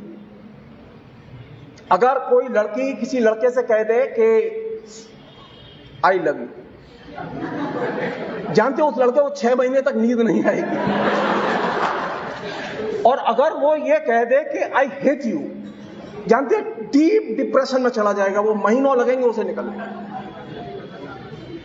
ये है ताकत उसकी। कहां मिलेगी ये स्त्री? मुझे कहां मिलेगी? स्त्री शरीर में नहीं होती, स्त्री अनुभूति में होती है। दिक्कत यह हुई है कि हमने उसे हाड़ मांस का पुतला बना दिया, जो श्रृंगार साहित्य और श्रृंगार रस पर जो 18 वर्ष की परंपरा रची गई और लिखी गई, जो हमारी नसों में बैठी हुई है, उसने एक आर्टिफिशियल कृत्रिम स्त्री हमारे जहन में उतारी और एक आर्टिफिशियल इमेज उसकी उतारी। असली स्त्री तो हमने देखी ही नहीं। असली स्त्री जब देख लेंगे ना आप, तो आप किताब की औरत भूल जाएंगे। स्त्री आलोचना की और स्त्रीवाद की केंद्रीय विशेषता है कि वह स्त्री के यथार्थ पर नजर रखती है। फेमिनिज्म का मतलब यह नहीं है कि जो पहले अगर इतना ही सरल था समाज तो फेमिनिज्म पहले आ जाता, भारत में मध्यकाल में नहीं आया। क्यों? क्योंकि यथार्थ में जो स्त्री है उसे देखने में मीरा भी असमर्थ रही। बाकी भक्ति के कभी भी असमर्थ रहे। और जिन औरतों से यह भक्ति आंदोलन शुरू हुआ, कबीर से शुरू नहीं हुआ। उमा और पार्वती दो पहली बड़ी लेखिकाएं थी जिन्होंने भक्ति आंदोलन की नींव रखी। उनकी कविताओं की चर्चा संयोग से ये मैं नहीं करता, कोई और कर सकता, मुझे मौका मिल गया तो मैंने लिख दिया। और ये भारतेंदु हरिश्चंद्र आधुनिक नाटक की, आधुनिक काल की, आधुनिक साहित्य की शुरुआत हम पढ़ा रहे हैं, हम पढ़ाते रहे। क्या सचमुच में भारतेंदु से नाटकों की परंपरा की शुरुआत हुई? जी नहीं।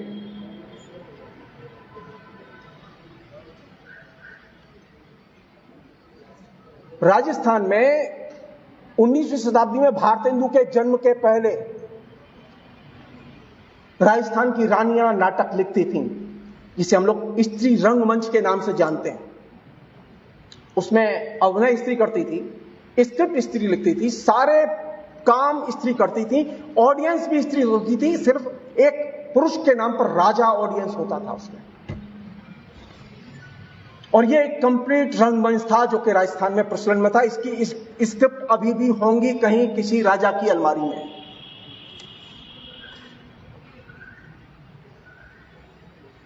सुधा सिंह ने जो सुबह जिस ज्योतिर्मय देवी का नाम लिया था, उस ज्योतिर्मय देवी ने अपने संस्मरणों में, क्योंकि उनके पति जोधपुर में किसी दरबार में मुंशी थे, उन्होंने उस स्त्री रंगमंच को अपने समय में देखा था और उसके बारे में लिखा था पहली बार। और जिस समय का वो वर्णन करती हैं वो समय भारतेंदु के उद्भव और विकास के पहले का समय है। तो हमें तो मालूम ही नहीं है कि स्त्री रंगमंच से आधुनिक हिंदी रंगमंच की शुरुआत होती है, स्त्री की कविता से कबीर की कविता की शुरुआत होती है। हम तो इसे पढ़ाते ही नहीं है, क्योंकि अगर हम इसे पढ़ाएंगे तो सारा पैराडाइम शिफ्ट हो जाएगा। जो हमने ढांचा बनाया है हिंदी साहित्य के इतिहास का, जो शुक्ल जी ने हमें दिया है, वो सारा ढांचा एकदम धराशायी हो जाएगा। एक और चीज, और बहुत ही जरूरी चीज, स्त्रियां जो भी लिखती हैं, जैसा भी लिखती हैं, कच्चा पक्का, रद्दी, बढ़िया, सुनहरा, सब कुछ प्रकाशित होना चाहिए, दोबारा प्रकाशित होना चाहिए। सोचना चाहिए हमें, जैनियों के यहां जैन स्त्रियों का लेखन सुरक्षित है, बौद्धों के यहां बौद्ध स्त्रियों का लेखन सुरक्षित है। ये जो हिंदू समाज और हिंदू धर्म है, इसमें हिंदू स्त्रियों का लेखन सुरक्षित नहीं रहा। ये हमारी आपकी जिम्मेदारी बनती है कि इसको हम सामने लाएं।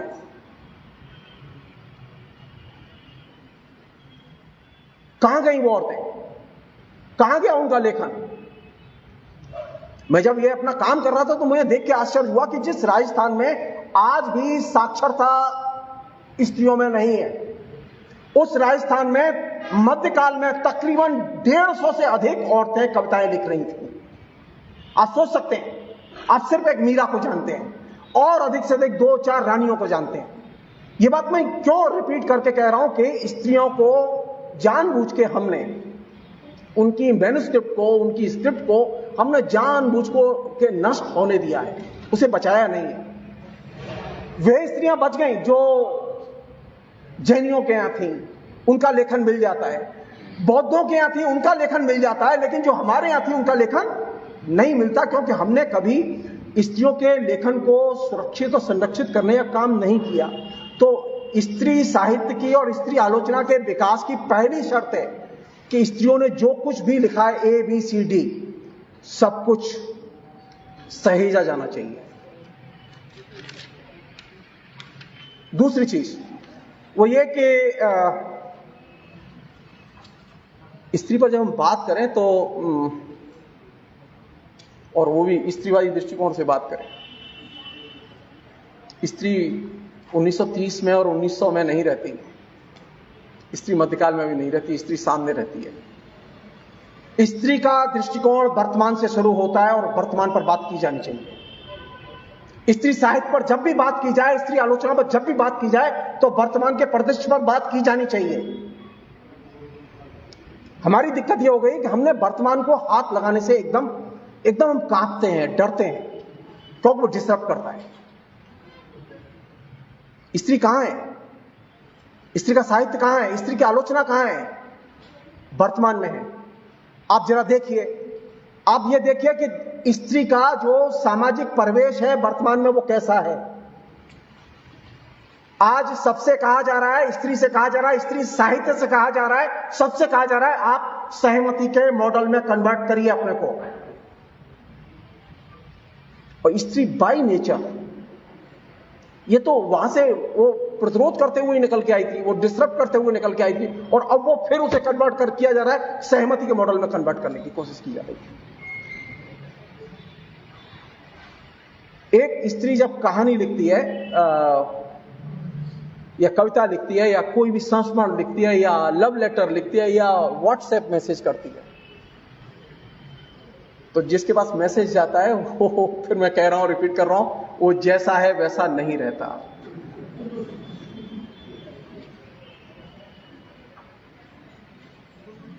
स्त्री को अगर हम स्पेस देंगे, स्त्री की बात सुनेंगे, तो स्त्री यथार्थ को बदलने में हमारी मदद करेगी। अब एक अपनी समस्या, जो हम एकेडमिक्स के लोग हैं,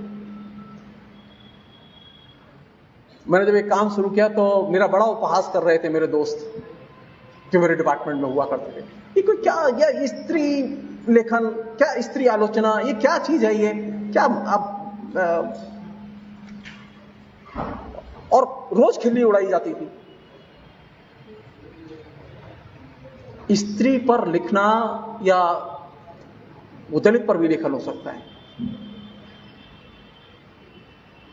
ऐसा नहीं है कि पहली बार दलित लिख रहे हैं, नंबर सिंह जैसे लोग अच्छी तरह से जानते हैं और दूसरे लोग अच्छी तरह से जानते हैं कि दलित पहले भी लिखते रहे हैं।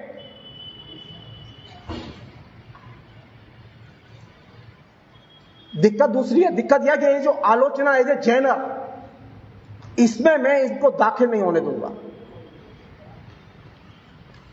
ये मेरी जगह है। फिलॉसफी एज ए सब्जेक्ट, इसमें मैं इनको दाखिल नहीं होने दूंगा। ये मेरी जगह है।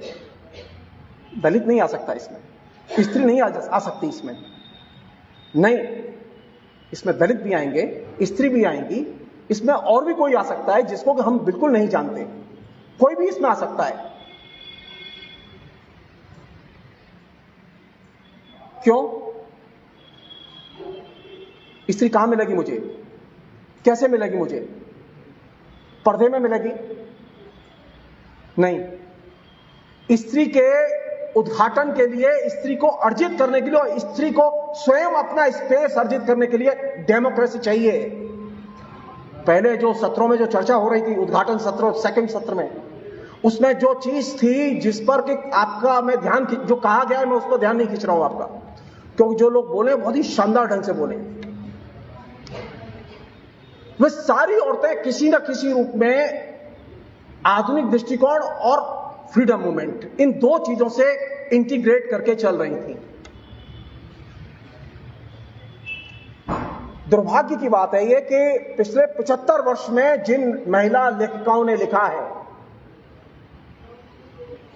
उनमें से अधिकतर लेखिकाएं अपने को स्त्री आंदोलन से रिलेट करके नहीं देखती और डेमोक्रेटिक मूवमेंट से रिलेट करके नहीं देखती। और यही वजह है कि उनके साहित्य का इंपैक्ट मिनिमम है। मैं लिस्ट, आप उनके इंटरव्यू उठाइए, उनके निबंध उठाइए, आप सब प्रिंटेड अवेलेबल हैं। हर प्रतिष्ठित बड़ी लेखिका, महादेवी वर्मा की श्रृंखला की कड़ियां क्यों महत्वपूर्ण है? इसलिए नहीं कि वो किसी स्त्री ने निबंध लिख दिए, उसके साथ में 47 के पहले का जो विषमतापूर्ण समाज है स्त्री और पुरुष के बीच का, उस विषमता का जो कॉन्सेप्ट है उसका उद्घाटन है। 47 में हम जब फ्रीडम हमें मिली तो हम एक नए पैराडाइम में दाखिल होते हैं जो कि समानता का पैराडाइम है। अब हर चीज समानता के दृष्टिकोण से देखी जाती है।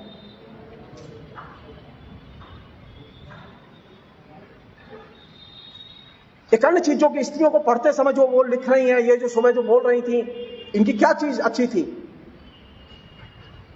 नैरेटिव, वो तो ठीक है, सही कॉन्सेप्ट में सोचना।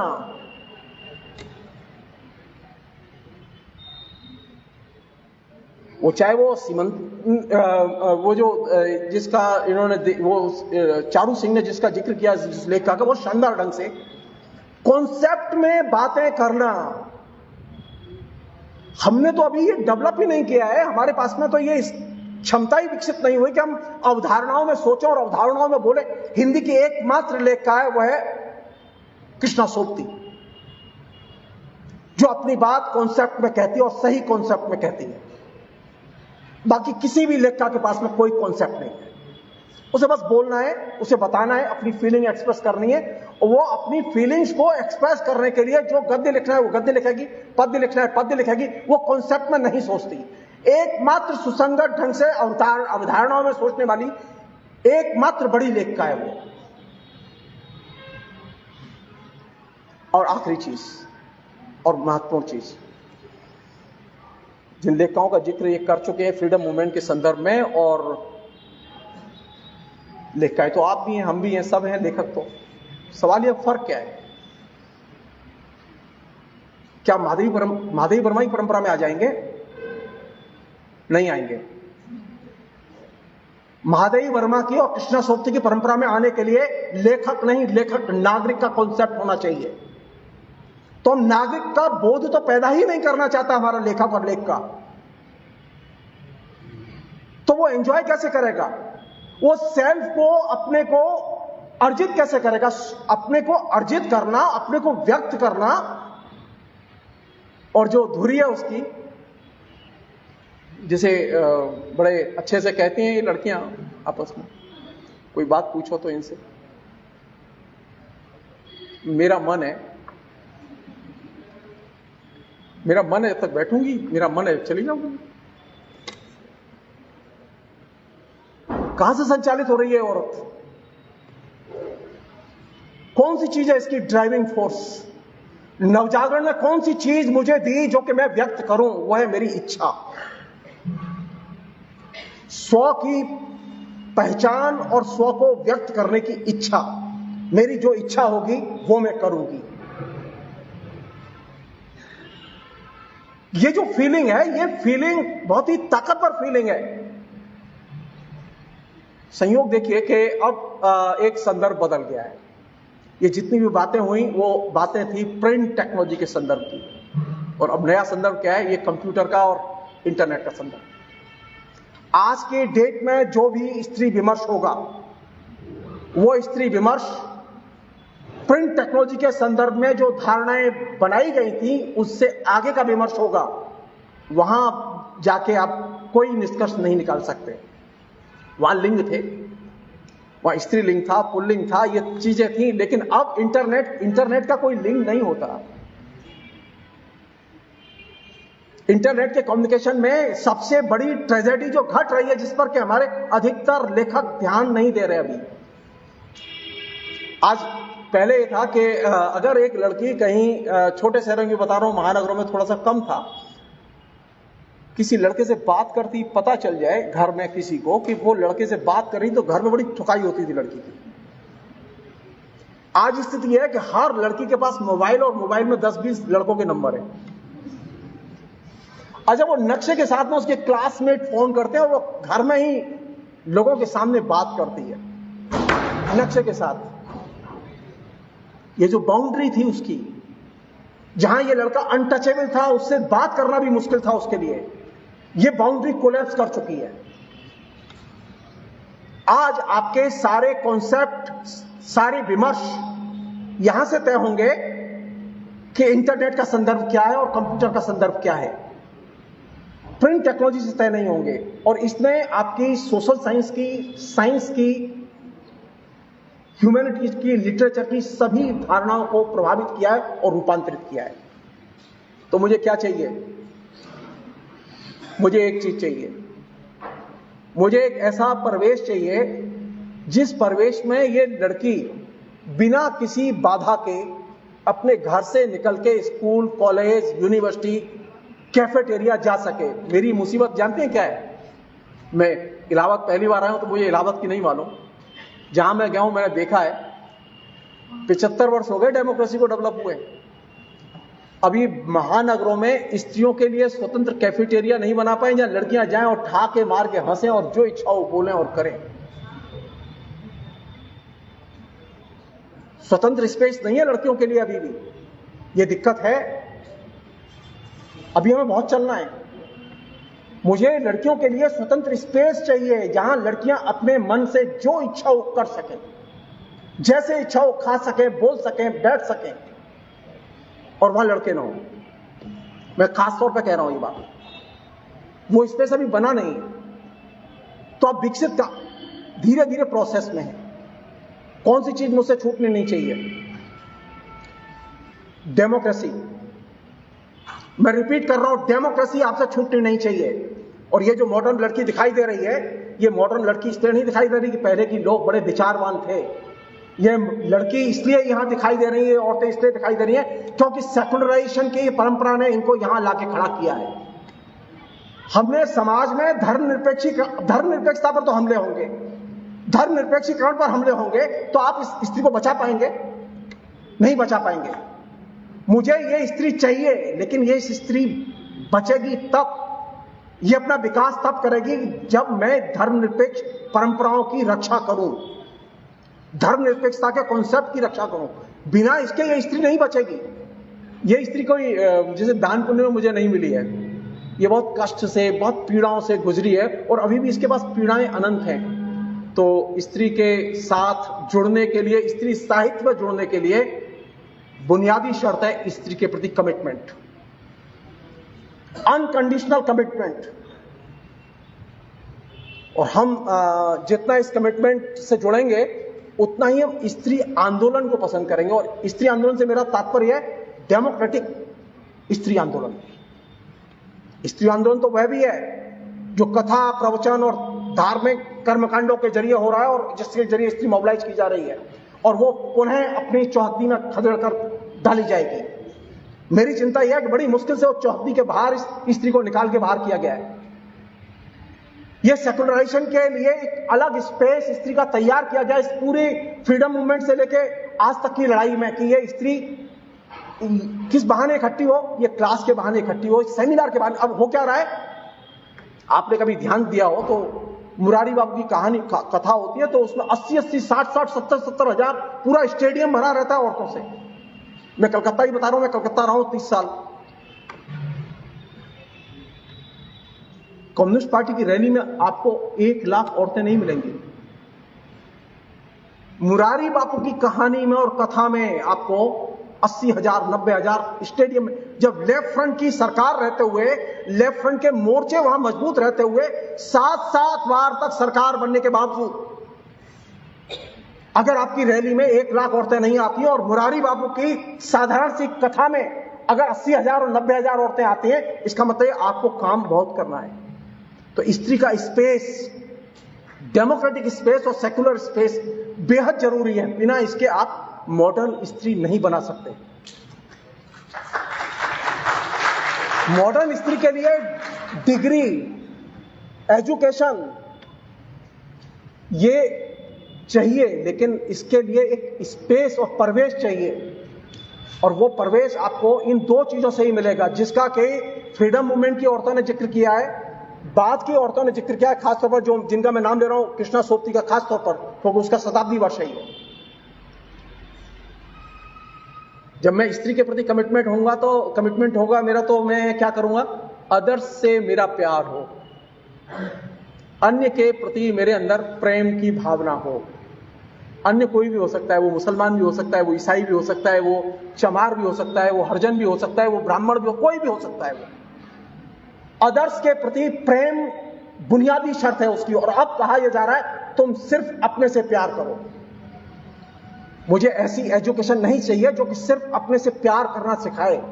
मुझे ऐसी एजुकेशन चाहिए जो अदर्स से, और ऐसा साहित्य चाहिए जो अदर्स के बारे में सोचने के लिए, प्यार करने के लिए उद्बुद्ध करे।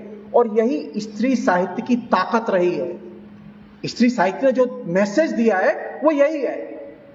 फिलहाल इतना ही। बहुत बहुत शुक्रिया। Thank you.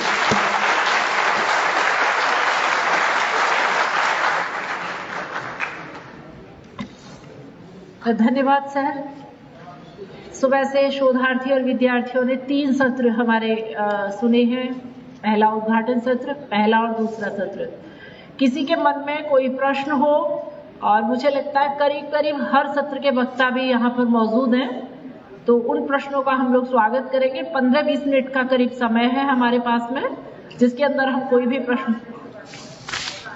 अच्छा ठीक है, मैम कह रही है कि 5 मिनट के अंदर, तो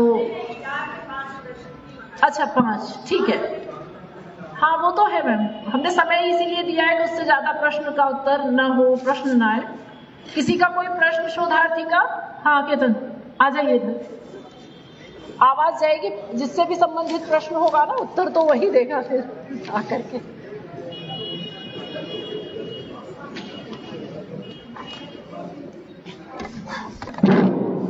मेरा प्रश्न अर्चना मैम से है।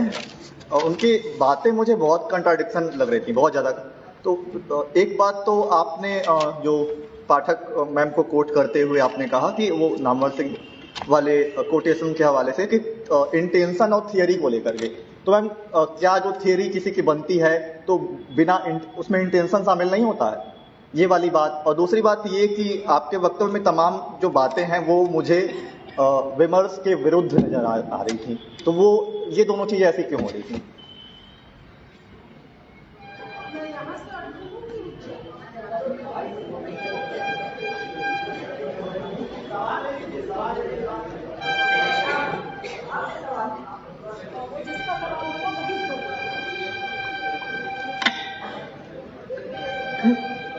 मुझे अपनी आवाज पे थोड़ा ज्यादा वो रहता है तो मुझे लगा मैं वहां से भी ऑडिबल हूँ।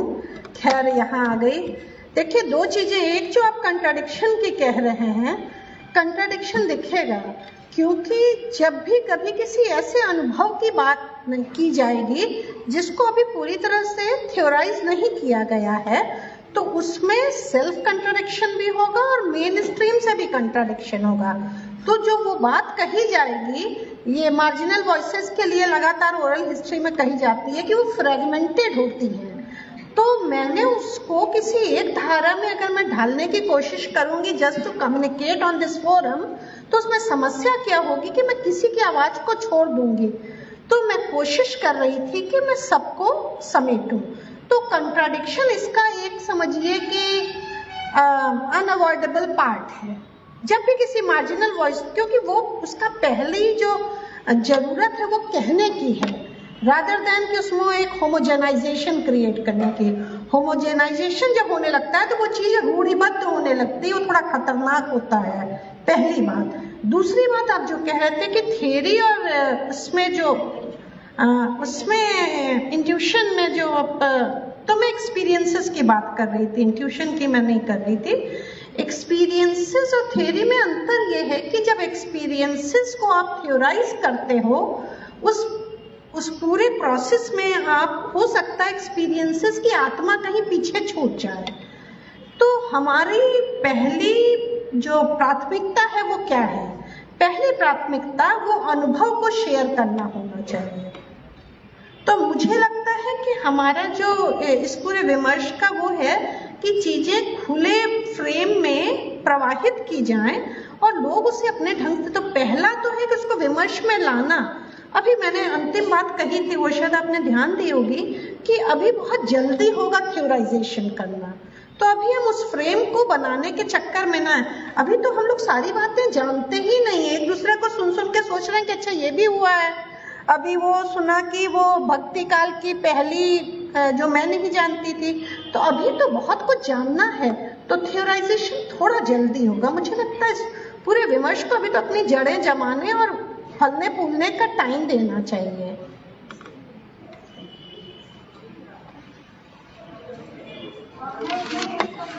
धन्यवाद मैम। हाँ, इधर से आप या तो पास बताओ क्योंकि वक्ता सुन ले जो भी हो ना आपकी बात। जी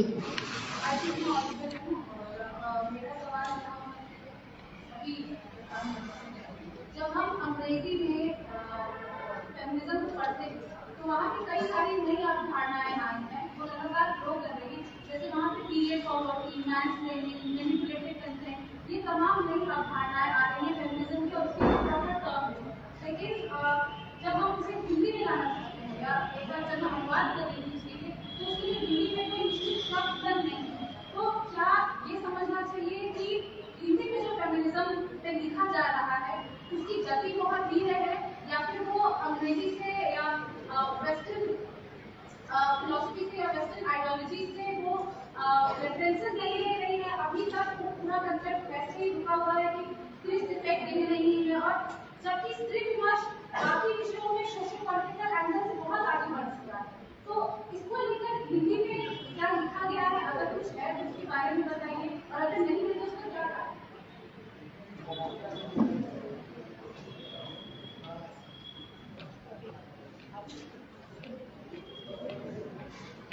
बहुत ही बढ़िया सवाल है और कायदे से यही सवाल बनता भी था कि भारत में और खासतौर पर हिंदी में जब हम स्त्री विमर्श की और स्त्रीवाद की बात करते हैं तो सबसे बड़ी चुनौती यही है कि हमारे पास तकनीकी शब्दावली नहीं है। और महात्मा गांधी अंतर्राष्ट्रीय हिंदी विश्वविद्यालय जहां से मैं आती हूँ, उस विश्वविद्यालय में इस विषय की स्थापना शुरुआत ही इसी उद्देश्य के साथ हुई थी कि स्त्री अध्ययन जैसे विषय को हिंदी में कैसे पढ़ाया जाए, इस पूरे विमर्श का हिंदीकरण कैसे हो। चारू मैम यहाँ बैठी हुई हैं, वो उसकी सिलेबस कमेटी का पार्ट भी थी। और ये चैलेंज था कि जो कुछ भी उपलब्ध है, जब हम फेमिनिज्म कहते हैं और फेमिनिज्म के प्रति जो हमारे दिमाग में एक नकारात्मक इमेज बनती है, उसकी वजह भी यही है कि फेमिनिज्म कहते ही हमारे दिमाग में एक बहुत ही लिबरेटेड, एक सेक्सुअली बहुत फ्री महिला, सिगरेट पीती हुई महिला और एक ऐसी महिला की छवि बनती है जो हमारी अपनी सामाजिक सांस्कृतिक बोध से कहीं मेल नहीं खाती है। तो हम कहते हैं कि नहीं, अच्छा आप फेमिनिस्ट हैं, नहीं हमको कोई लेना देना नहीं, मैं कोई स्त्रीवादी लेखन नहीं करती हूँ। हाँ, तो एक खास किस्म का परहेज, एक खास किस्म के नेगेशन का भाव इसीलिए पैदा होता है क्योंकि इस तरह के विमर्शों की हमारी अपनी सामाजिक सांस्कृतिक धरातल ही नहीं है। तो जिस चीज की धरातल ही नहीं है हमारे पास, उसके लिए शब्दावली कहाँ से आएगी? तो उसके लिए शब्दावली विकसित करना ये हमारे लिए एक तरीके से संभावना भी है और चुनौती भी है। जैसे हम जेंडर कहते हैं ना, सारे समय हम जेंडर शब्द का इस्तेमाल करते हैं, जेंडर तो हिंदी का शब्द ही नहीं है। हाँ, तो जेंडर जैसा सबसे बेसिक शब्द जिसकी हिंदी हम आज तक नहीं बना पाए हैं कि हम जब उसे हिंदी में कहेंगे तो सालिंग कहेंगे, सामाजिक लिंग, प्रालिंग कहेंगे, प्राकृतिक लिंग, तो क्या ये अपनी बात उसी ढंग से संप्रेषित कर पाएगी जिस ढंग से हम कहना चाहते हैं? जब हम जेंडर कंस्ट्रक्ट कहते हैं तो हम समझ जाते हैं कि हम जेंडर की सामाजिक सांस्कृतिक निर्मिति के बारे में बात कर रहे हैं। तो ये जो सवाल आपने उठाया है बहुत वाजिब सवाल है और इस पर बहुत काम हो रहे हैं, हिंदी में बहुत काम हो रहे हैं। समाज विज्ञान विश्वकोश अगर आपने देखा होगा तो उस विश्वकोश के तहत ऐसे बहुत सारे शब्द जो कि सोशल साइंस में आए हैं, अंग्रेजी से आए हैं, उसको हिंदी में लाया गया। और न सिर्फ हिंदी में लाया गया बल्कि जिसको आप कहेंगे, आप अनुवाद के विद्यार्थी अगर हैं तो हमने उस शब्द को पहले लिया, उसे पढ़ा, उसे समझा और फिर अपने सामाजिक सांस्कृतिक संदर्भों में उसे रिक्रिएट किया।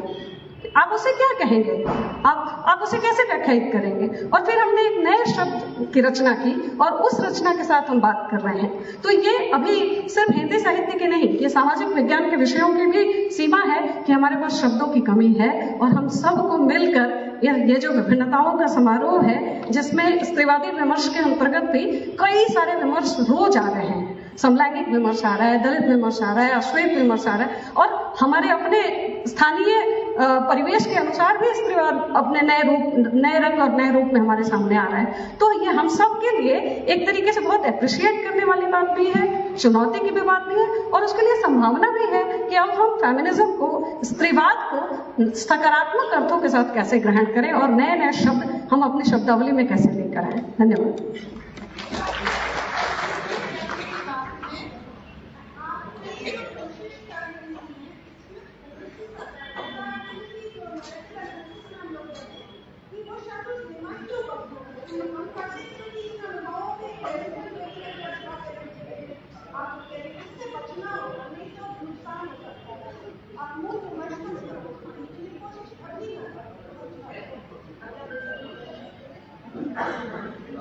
सबसे जिज्ञासा थी कि कई बार हमने सुना कि जो प्रौद्योगिकी है, उच्च प्रौद्योगिकी बाजार है, ये कई बार डेमोक्रेटिक स्पेस क्रिएट कर रहा है स्त्रीय सुविधा के लिए, उसकी पहचान के लिए। ये पितृसत्ता के नाश के बगैर, विवाह संस्था के नाश के बगैर और संपत्ति में अधिकार न देते हुए ये कैसे लोकतांत्रिक स्पेस को ये बढ़ावा दे रही है, प्रौद्योगिकी बाजार वगैरह वगैरह। इस इंटरनेट की आपने बात किया जो उच्च प्रौद्योगिकी है आज के दौर की, वो न पितृसत्ता का नाश करती है, न विवाह संस्था का नाश करती है, न संपत्ति में अधिकार देती है। तो कैसे इस तरह के लोकतांत्रिक स्पेस को वो बढ़ावा दे?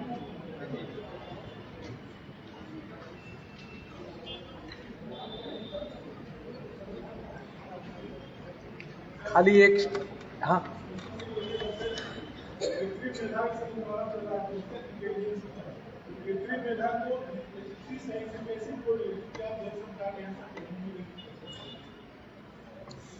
मैं इनकी ये प्रश्न बहुत जटिल है, लेकिन मैं एक बहुत ही सरल शब्द बता रहा हूं आपका जो कि बहुत जरूरी है, वो है शिरकत।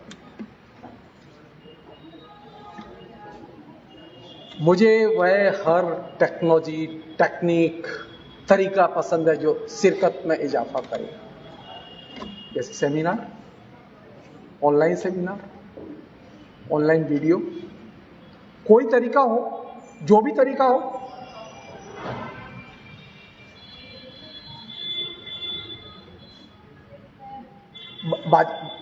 ये नहीं कह सकते कि शिरकत जब लोगों की बढ़ेगी तो लोग दुकान बंद कर दें अपनी, फैक्ट्री मालिक नए माल बनाने बंद कर, ये संभव नहीं है।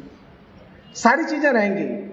सवाल यह है कि क्या हम शिरकत में जो लोग शामिल हो रहे हैं, लगातार शिरकत बढ़ रही है, क्या हम उनके दिमाग की खुराक, उनके पार्टिसिपेशन की जरूरतें, उनका ख्याल रख के नई चीजें क्रिएट करने की स्थिति में हैं।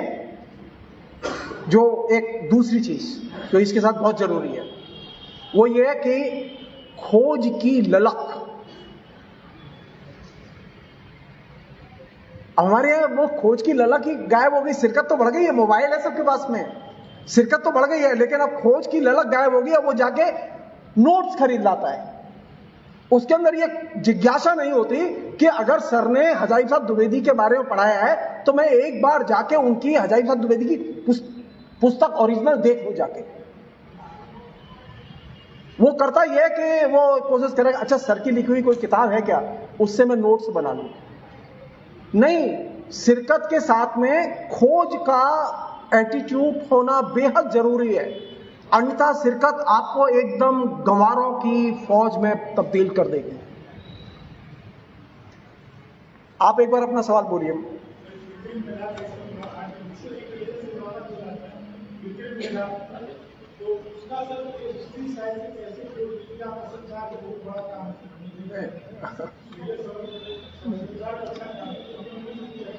देखिए, ये अगर मुझसे पूछें तो मैं तो ये कहूंगा कि ये जो कृत्रिम बुद्धि है इसमें स्त्री बुद्धि और स्त्री शामिल नहीं हो सकती।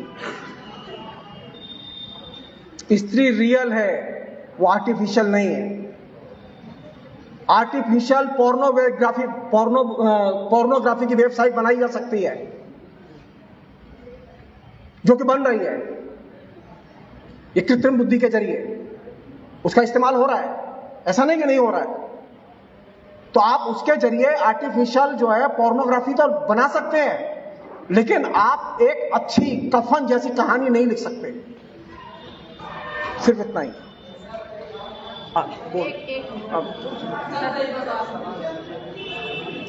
इस संगोष्ठी की संयोजिका ने पहले ही कहा था 5 प्रश्न, ये लास्ट प्रश्न होगा और ये प्रश्न के लिए विद्यार्थी बहुत देर से इंतजार कर रहा है। अभी ले लेते हैं आपका, रुक जाओ, आ जाइए आप, चलिए दोनों एक साथ आ जाओ।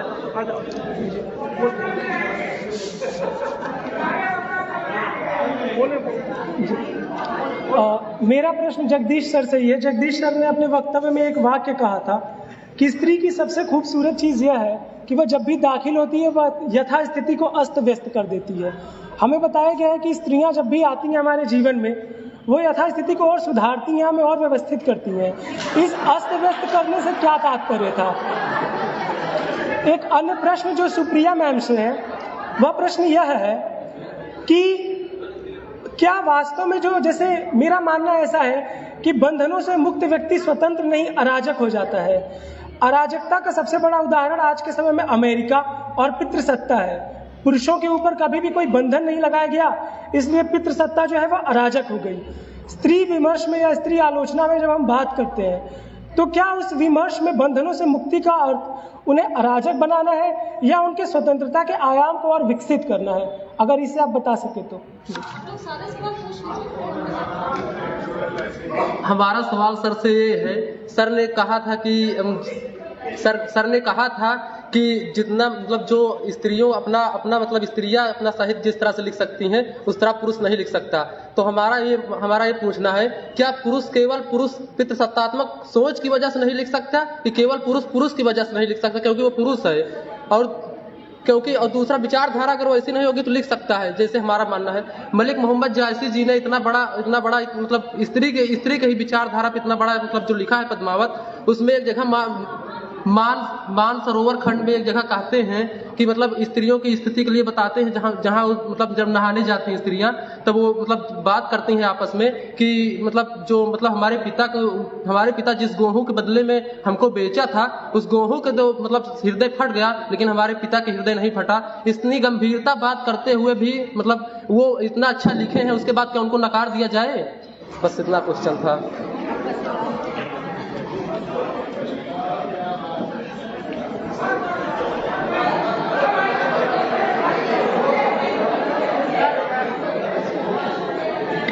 अच्छा, वहीं से बोल लीजिए, आप बोल लीजिए।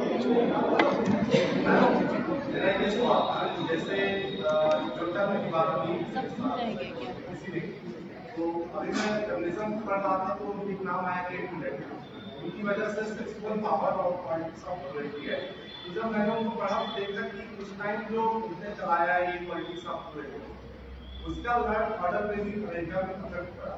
लेकिन जिस तरह आप हम देख रहे हैं कि पूरी दुनिया में दक्षिण पश्चिम ताकतें बढ़ती जा रही है, उसमें क्या अभी अगर ऐसा कोई टर्म इजाद किया जाता है या कोई ऐसी संभावना आए जिससे हम एक नया पूरा उसको ढांचा प्रदान कर सकें इसकी बात क्या उसका लॉ एंड ऑर्डर होने की संभावनाएं हैं, क्या वो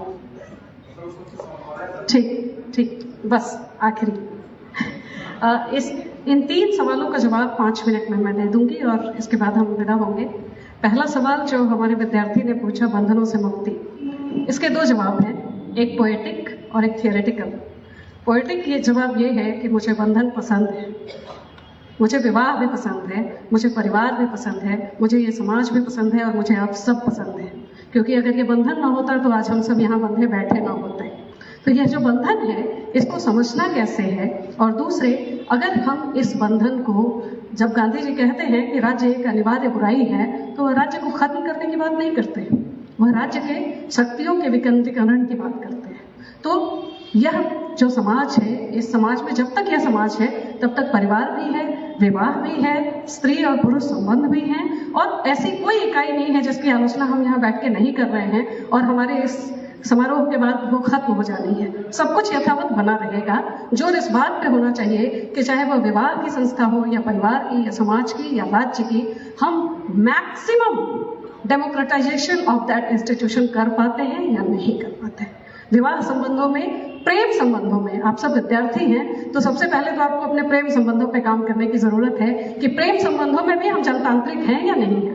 हम अपने प्रेमिकाओं को बोलने की जगह देते हैं कि नहीं देते हैं, या उन्हें उस बंधन में बांधे रखते हैं और बाकी के बंधनों से आजादी की बात करते हैं। स्त्री बात जो है वो बंधनों से मुक्ति की बात नहीं करता है, और मैंने अपनी पूरी बातचीत में कहीं भी बंधन शब्द का इस्तेमाल नहीं किया है, क्योंकि समाज जो है वह एक दूसरे फैब्रिक से जुड़ा हुआ समाज है।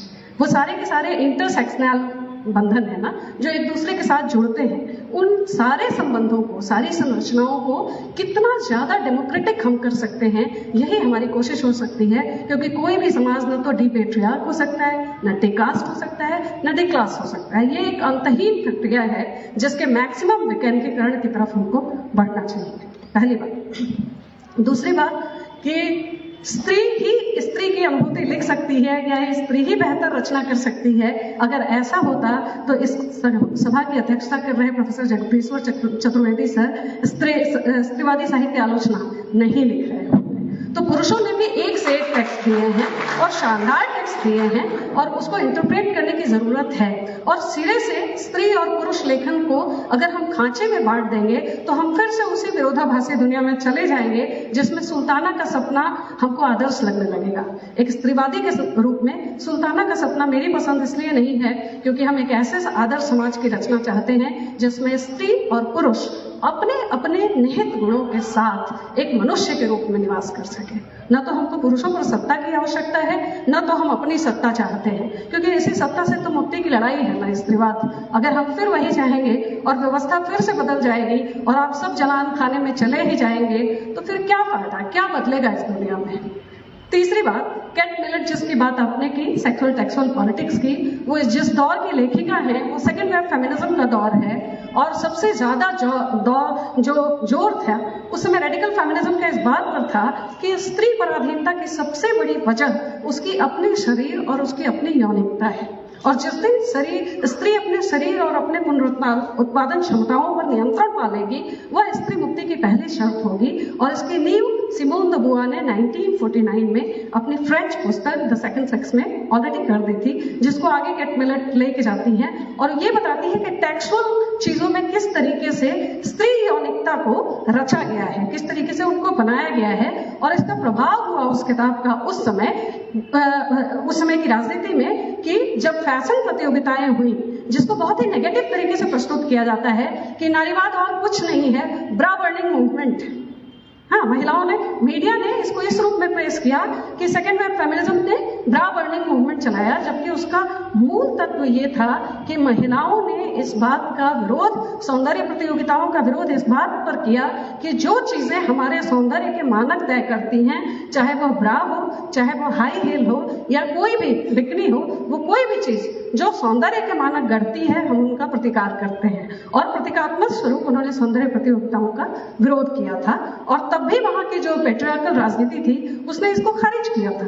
मीडिया ने फेमिनिज्म की जो सबसे नेगेटिव छवि गढ़ी थी वो उसी दौर में गढ़ी थी जिसकी सजा हम आज तक भुगत रहे हैं। और दक्षिणपंथी राजनीति पे बात करना बिल्कुल वैसा ही है कि पूरी दुनिया दक्षिणपंथी राजनीति से गवर्न हो रही है। आप कहाँ और किस किस चीज की राजनीति बदलेंगे? हमको सबसे पहले, दक्षिणपंथी राजनीति तो एक व्यापक संदर्भ है, हमको सबसे पहले दुनिया में छाई हुई इस पितृसत्तात्मक संस्कृति से मुक्ति पाने की जरूरत है, जो हमें मनुष्य के रूप में, स्त्रियों को मनुष्य के रूप में दर्जा दे सके। Thank you. मैं भी एक सवाल पूछूंगा, रुक जाओ। मैं सवाल इधर से नहीं, आप लोगों से पूछूंगा।